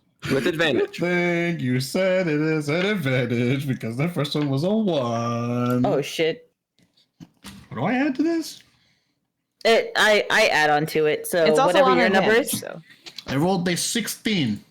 That's 16 plus 6, that's what, 21, 22? 20, 21? Yeah. I can't math, but somewhere around there. I'm bad. Ragnar, you turn into his mask. Ooh.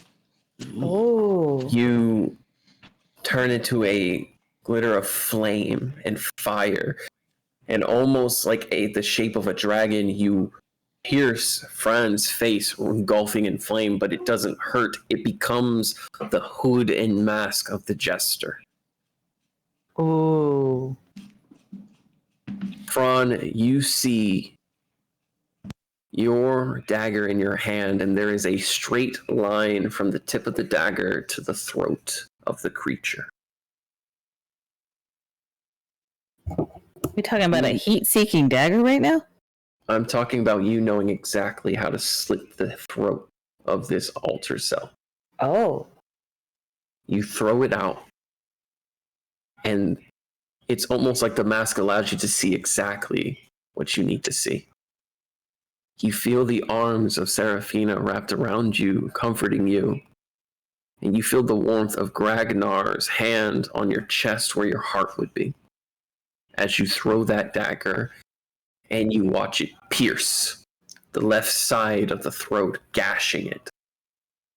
Black ichor flowing from the body.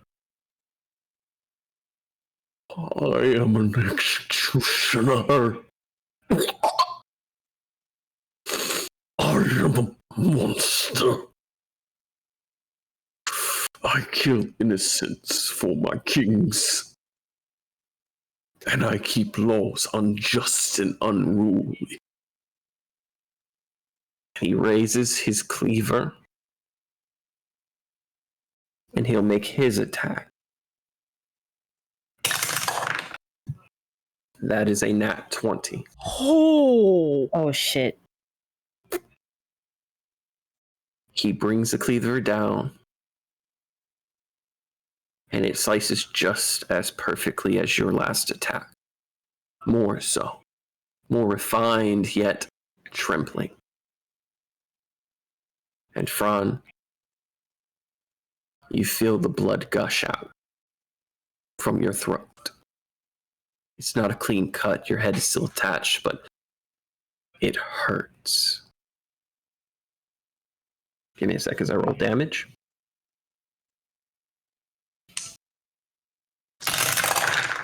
Oh fuck. Oh no! I didn't need to hear all that No. dice. That was a lot of math rocks. 42 damage. Oh no! I'm okay. We are monsters. He looks at you, his face contorted in what seems like pain, and what you now recognize as agony, not anger. You see more people behind him fall, but not being hung. But you hear the lever of one person directly behind you. The first person you ever blamed yourself for. Oh no. Oh. No. Make a wisdom save with advantage, DC 16. That's not a good first one. Come on. That's bad. Oh no, Ron, no! It's a 5. Oh. My first roll was a 4. You lose concentration and you go to turn around. Seraphine is holding on to you, trying to keep you in place. Ragnar tries to keep your eye on the prize, the focus of the fight, and you turn around and you lock eyes. What is her name, Phraan? Amalika. And why do you blame yourself, Phraan?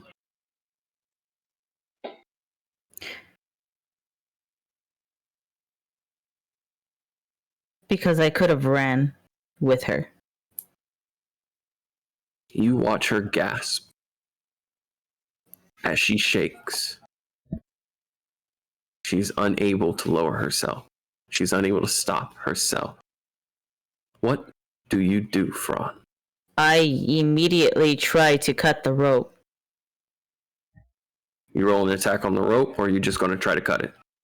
I'm gonna run over to her and try to lift her up to ease up the rope, and then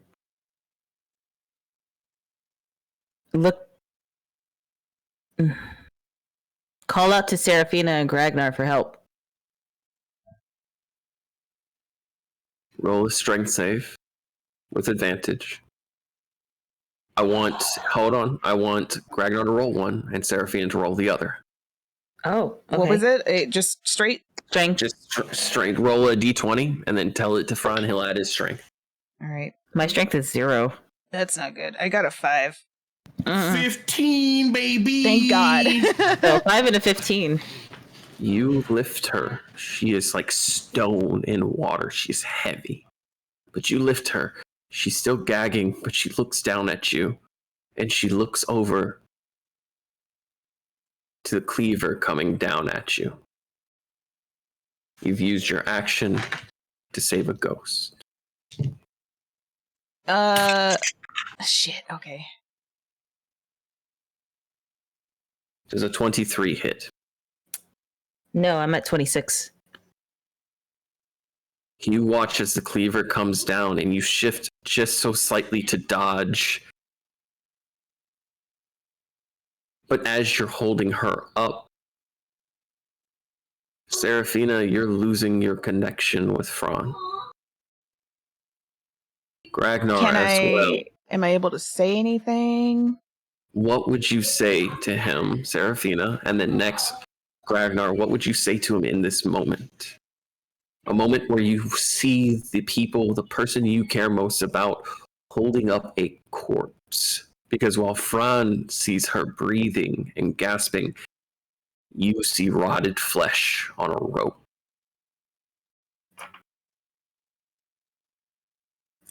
Ron, she's not here anymore. I have to try. She's gone. I have to try. You're doing what I did. She's gone. But I didn't get to grieve her. Neither did I.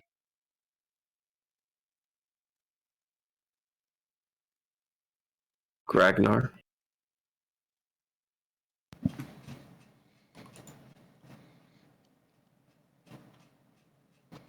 I'm in love with you. I don't know what to say. You see your best friend holding a corpse, claiming it's alive and gasping for breath. Something that's very obviously haunted him for years. What comfort can you offer him, or what words can you give him? Anything, if anything.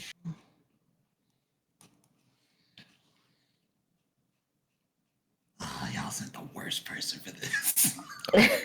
You're his best friend. Best friends, but this is the we got the emotionally stunted. Think of your grandpa. Yeah, that's a good one.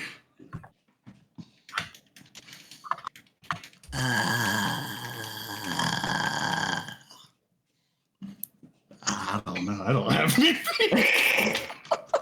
I really don't have anything. What then you know? Sarah, What actions would he do instead? Yeah. Yeah.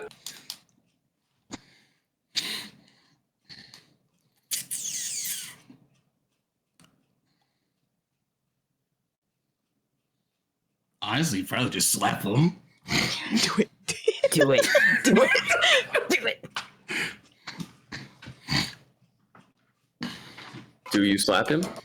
Yeah. You don't have to roll. Yeah, I heard you click clacking. You, Phraan, as you hold up Amalika, you hear Seraphina's words and you're still holding on when suddenly Ragnar's staff strikes you in your lower back. What the fuck? She's dead. You have to let her go. What's done is done, and if you keep doing this, you're going to die. We can grieve together.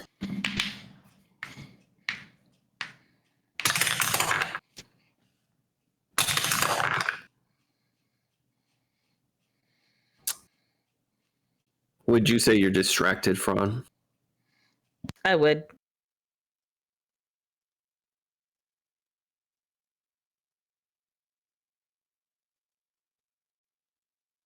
He rolled a 26 on the die. Ooh, that matches. You are holding her up. As from a split second, you see the cleaver strike from the other side of her, coming flat horizontal. You don't even hear the sound of it connecting with flesh. It's such a clean, precise cut. One you're so used to doing that you know it won't hurt when it goes through. The golden barrier is sliced cleanly as your head is removed from your body. Did you roll for damage on that? Because I still have 95 hit points. Excuse me? What the fuck? How do It you? rolls to the ground as you see your own body holding up. Not Amalika, but a rotted corpse.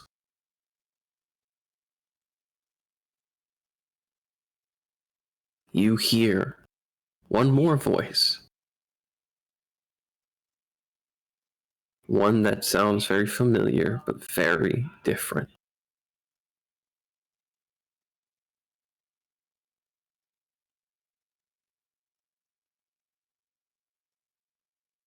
You know, Oh. if I knew my son would grow so weak, I wouldn't have let him become an inquisitor. Oh. It's your mother's voice as she picks your head up off of the ground. And she holds you. Let her go, Phraan. You've done so much for so many. And you're trying to be better. But you can't be better if you hold on like this. If you keep claiming you're a monster. You hear the sound of the cleaver raise, and as your head is pressed to the chest of your mother, you see the monster is not aiming for your body, but your head. I left you alone for so long, Phraan. I will not leave you alone in this moment. What do you do?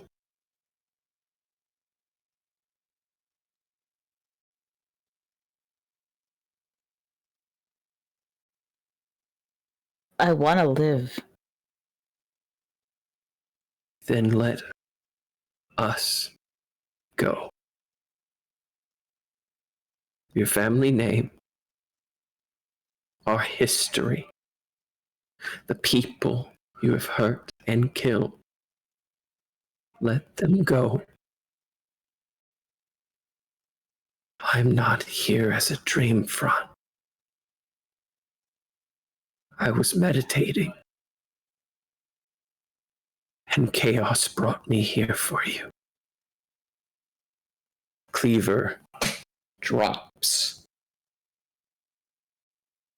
What do you do, Phraan? I want to stop him.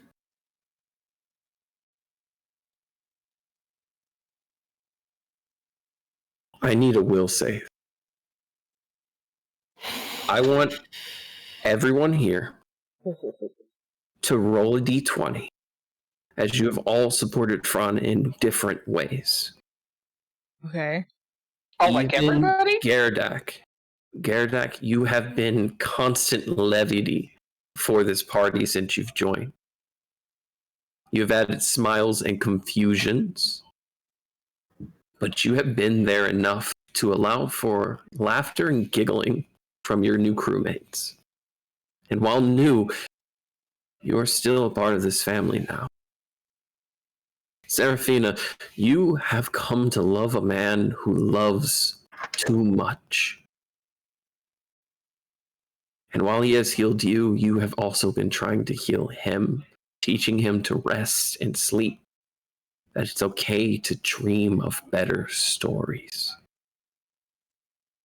Sam, you and Phraan have clashed so much, but yet you both have hearts for your crew. You both care so much that when you see the other slip, you can't help but call it out. Like family who keeps each other accountable for their mistakes. While you are the mom to the crew, you are more like an older sister who is just annoyed by her younger brother some days. That is the most accurate of their Yeah. relationship. That is very. And Gragnar. While you don't know what to feel some days or how to feel, you know that Phraan has accepted you for that. He doesn't condemn you for being, as you said, emotionally stunted. He states that you are fine the way you are and that if you wish to change, he'll help you. And likewise, you have leaned on him and leaned with him to help him out. When he needed a distraction from his emotional weight, you were there to run experiments, to talk, and to be a true brother. Each of you roll a d20. With advantage or just a straight d20? Straight d20. So I'm Is gonna it- love Give with it you. to- I'm a love with you. I rolled a nat 1. Oh. I got a 15. I What got is an the- 18. What is a will under? Will save. I don't. What is that under? Yeah, what is that under? Wisdom. What is the mod? What would you- wisdom? Okay. Well, I What's got a your wisdom 15. Gerdak, Okay. I need the roll from you as well. I got 17. Oh! Let's go! Both my characters support you. And Luke, can we get Luke in on this Yeah. too? Wait, Wait, Luke He's in is another like, universe, girl. Okay, Luke fuck. is in his universe, and he's just like, I suddenly feel next this roll. disturbance. Luke swings sword good. With my +1, I got a 19. Hey. In this moment, the cleaver comes down. Your mother holds your head as your body lets Amalika go and turns around and parries the blade.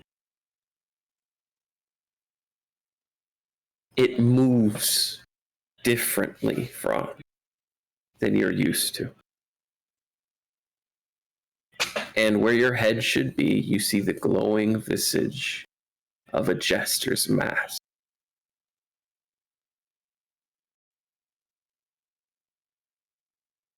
Child of chaos, you are no monster. As you watch your body dissect the executioner. Moving, you hear the sound of bells jingle.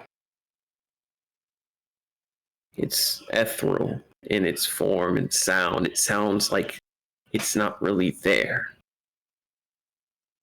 Your body moves light and quick and slices, but it doesn't pierce the body.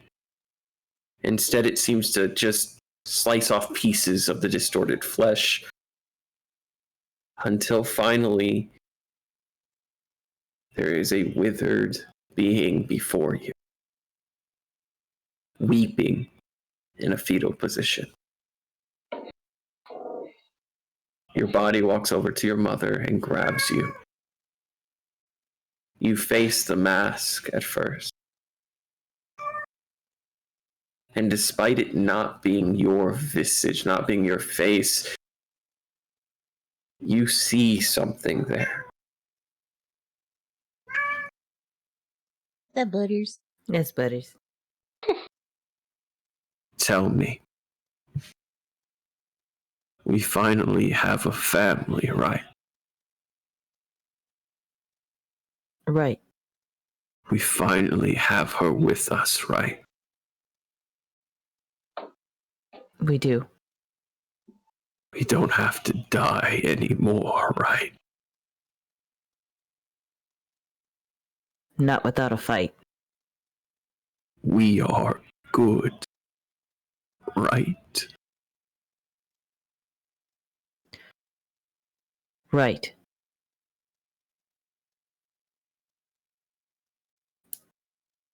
Thank you for forgiving us. And it turns your head around and places it on. As you do so, you turn and see the monster you thought you were, shriveled and scared and crying. What do you do, Phraan? This person on the floor, is it still me? It is still you, twisted and contorted, and you now see that they are branded all across their body with the Kingdom United symbol. This is the thing you wished you were and the thing you pushed upon yourself. This is the image you had of yourself inside. You could kill him, slit his throat.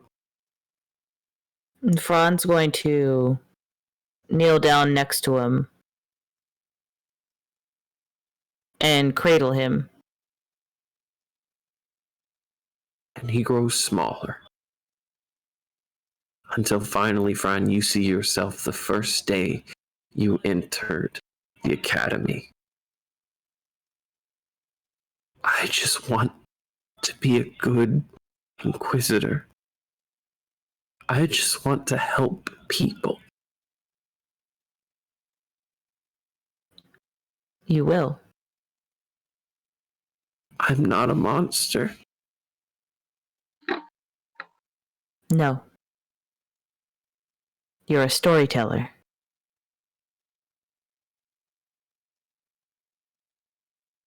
We tell stories. We tell happy stories.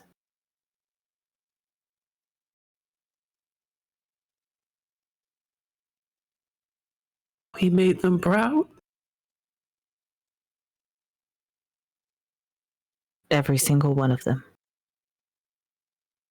And he leans into you.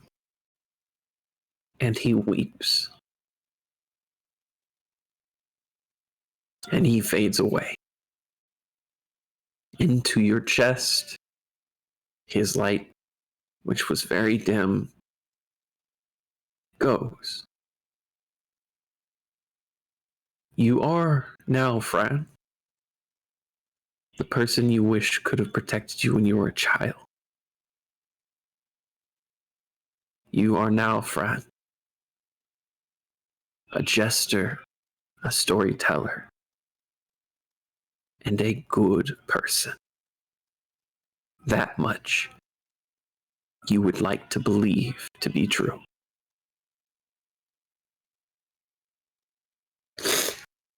And that is where we're going to end the session today.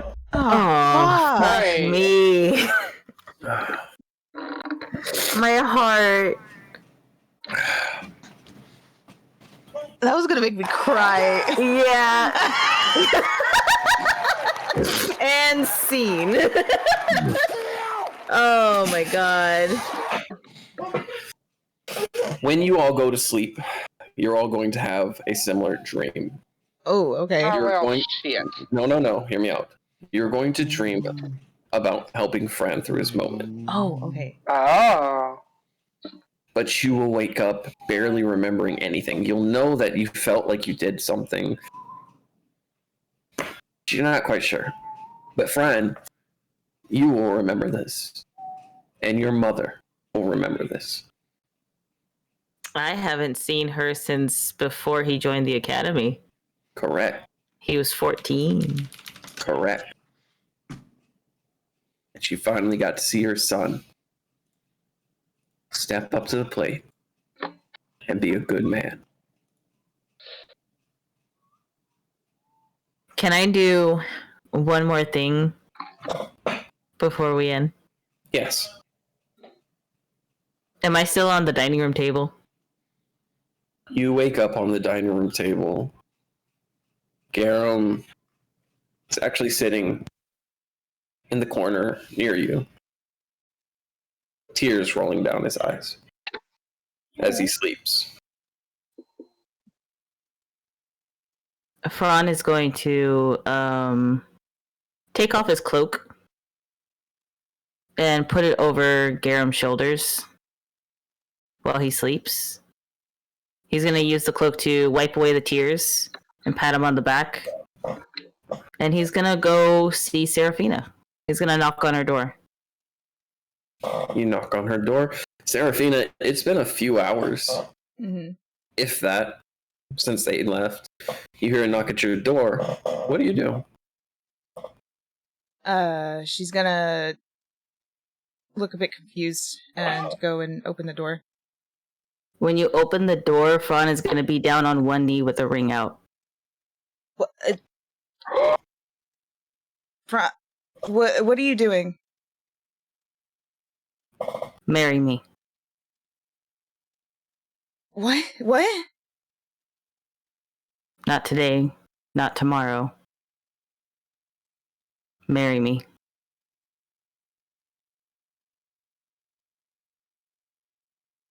Out of character. I don't know what to do. What would Serafina do in this moment? I'm trying to think right now. I'm just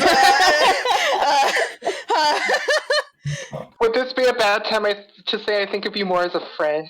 no.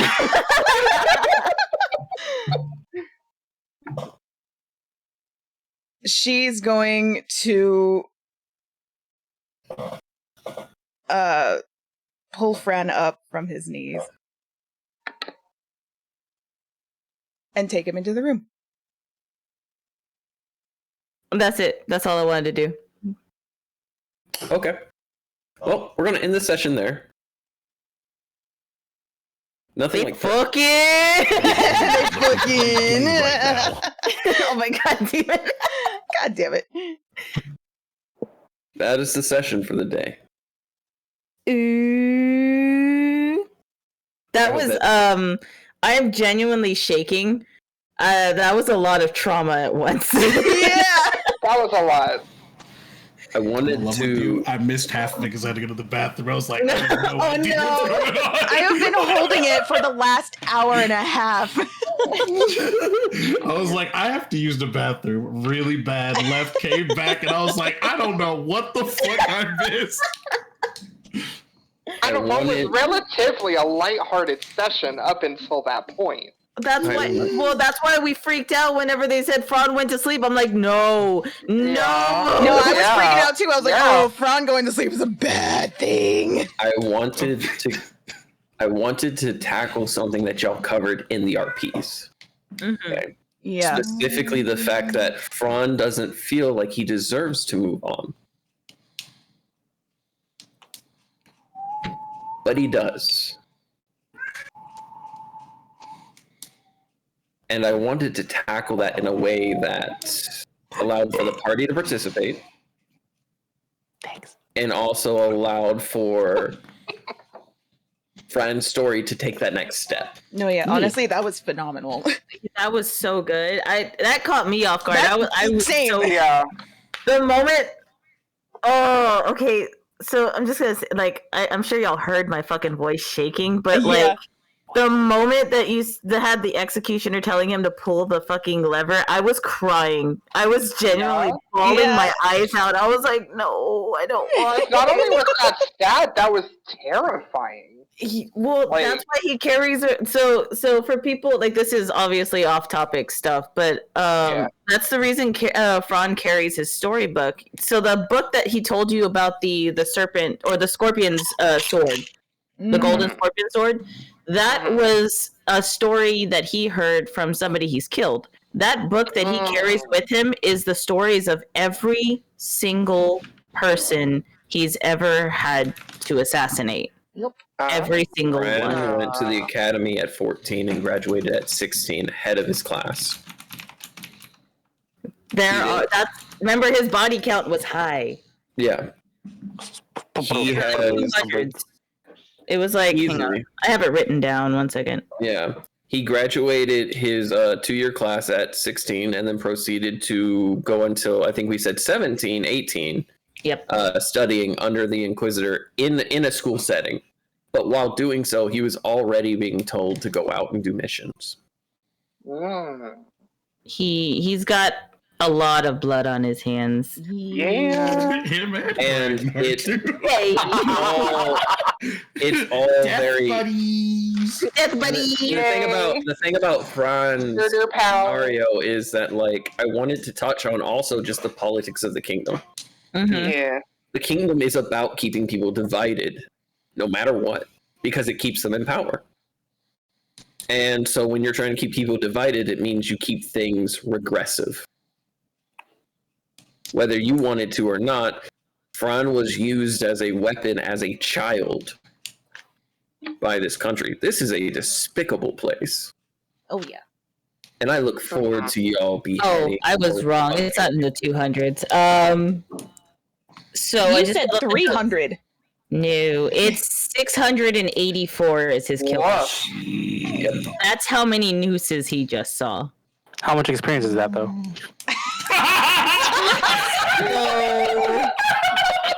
Wow. If you really want to know, Down like I said, I took like 40-something hit points and still had 95 health left. Yeah, how the fuck do you have that much HP at level 14? Constitution is very important. It's the type of bard I am. Jesus Christ. When you want to assassinate somebody, you make sure that you know how to do it. That's all I'm saying. Also, most of Phrán's assassinations were not combat oriented. I also still had some temp HP left over from eating some blueberries.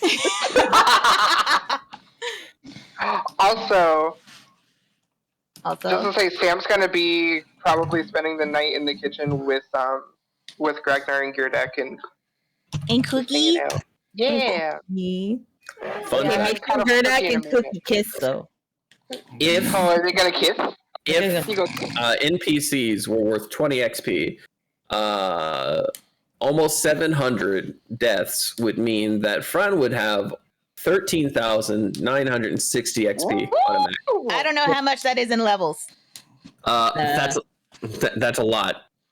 It's a lot. Oh, Hang on, That's a lot. Just under level 7. Just under level 7. Hold on. Yeah. Let me see if I'm right. Let me see if I want to do something for right. Hold on. But that doesn't count towards the game. This is just us shooting shit. Yeah, Yeah. I know, but I'm curious if I'm Well, right. yeah, I'm Because curious too. I know too much about this game, but I want to know. I want to know too. Let's see. Let's see. I was gonna say technically DM, that's not incorrect if it is at the level 7 mark because he's a level 7 bard with rogue 5. Yes. Yeah. It's just under 6. Okay. Which Okay. actually, that would make sense because you gain levels after you join the party. I but was level also- 6 whenever I Yeah. joined the party. Yep. So, I mean, that roughly makes sense. Yep. So Unintentional benefits of us randomly doing shit. Murder party. The consequences of our actions. yeah. Yeah, I'm pretty sure Gragnar's not up there with 600, but probably, lower than that. I never actually thought about writing it down. Give or take 100 bucks. I wrote it down because of the fucking game that they played. Like, what's your body count? And it could be body count in deaths or sex. And he tossed out 684, and they were like, Oh, I can't be your body count. I remember. Did do that. I forgot about that. I remember you saying 300 though, not 600. No, it was 600. All I have to say, I wrote it down. all I have to say is that Gardak is apparently sleeping with Lavender and Sele tucked in with blankets next to him. hello. And I am going to say that they were handed off a room. They could take Doc Sarah's or Fran's. Well, yeah, you can just have my handed room. I don't think I'll be Yeah. sleeping in here. Doc handed them Fran's room, so they're all in there. No, wait. Actually, that should be okay. I have things to take out of there, actually. I can just move into my room. It's fine. God. Well, no, actually, RP wise, I've already moved it. I had 2 of those the venom, the snake's venom wine in there. So it was stashed in there for safekeeping, so that Doc and Underhill didn't. Yeah, he needs to move that.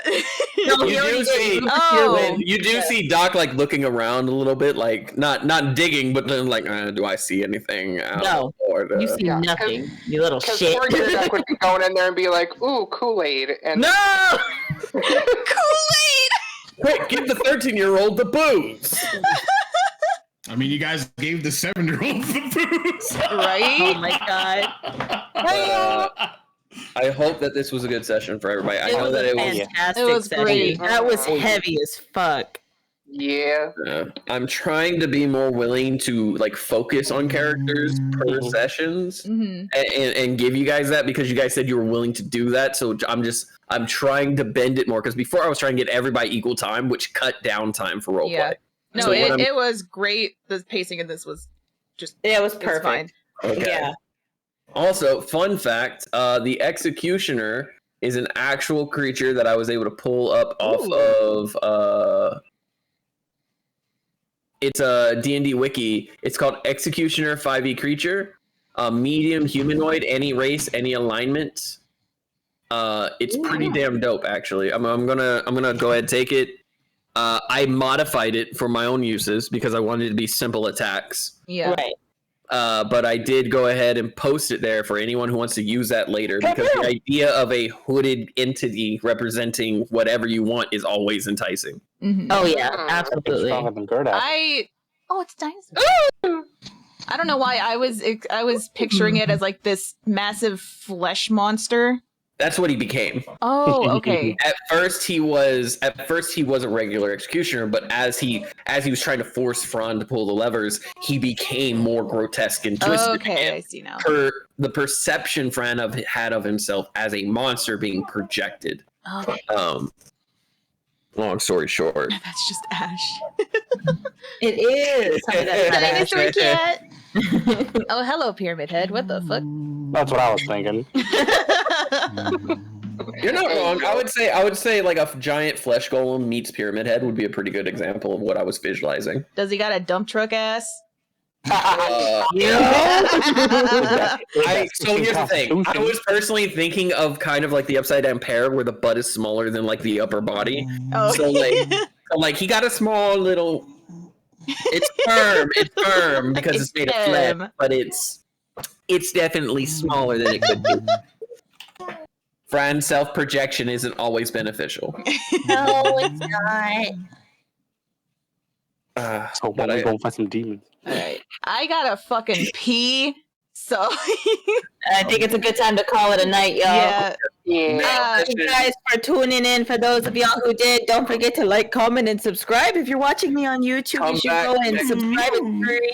Yeah, we do next week, as we will be doing weekly, and on top of that, if all things go well, we will be moving out from this city. Yeah. But also, you should go follow everyone else. They have their own streams that they're doing right now too, except for Sam. Hopefully, I'll be streaming on Kick by next week. Oh wait, you meant moving out of the city in game. Yeah. Okay, I got freaked out. I was like, "What do you mean you're leaving?" Texas is getting lit to Florida. What are you saying? If you want to follow Serafina, you can go to twitch.tv/LestriaVT. If you want to follow Gragnar, you can go to twitch.tv/ is it just a literal demon underscore? Yeah. Okay, literal demon underscore.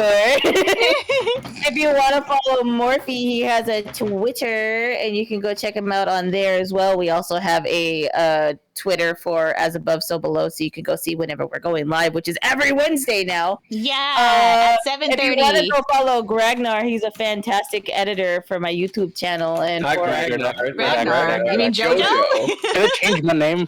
I'm sorry, JoJo. It's great. So I think Gerdak is really throwing it off. Gerdak, Ragnar, and Garem. JoJo. Gerdak.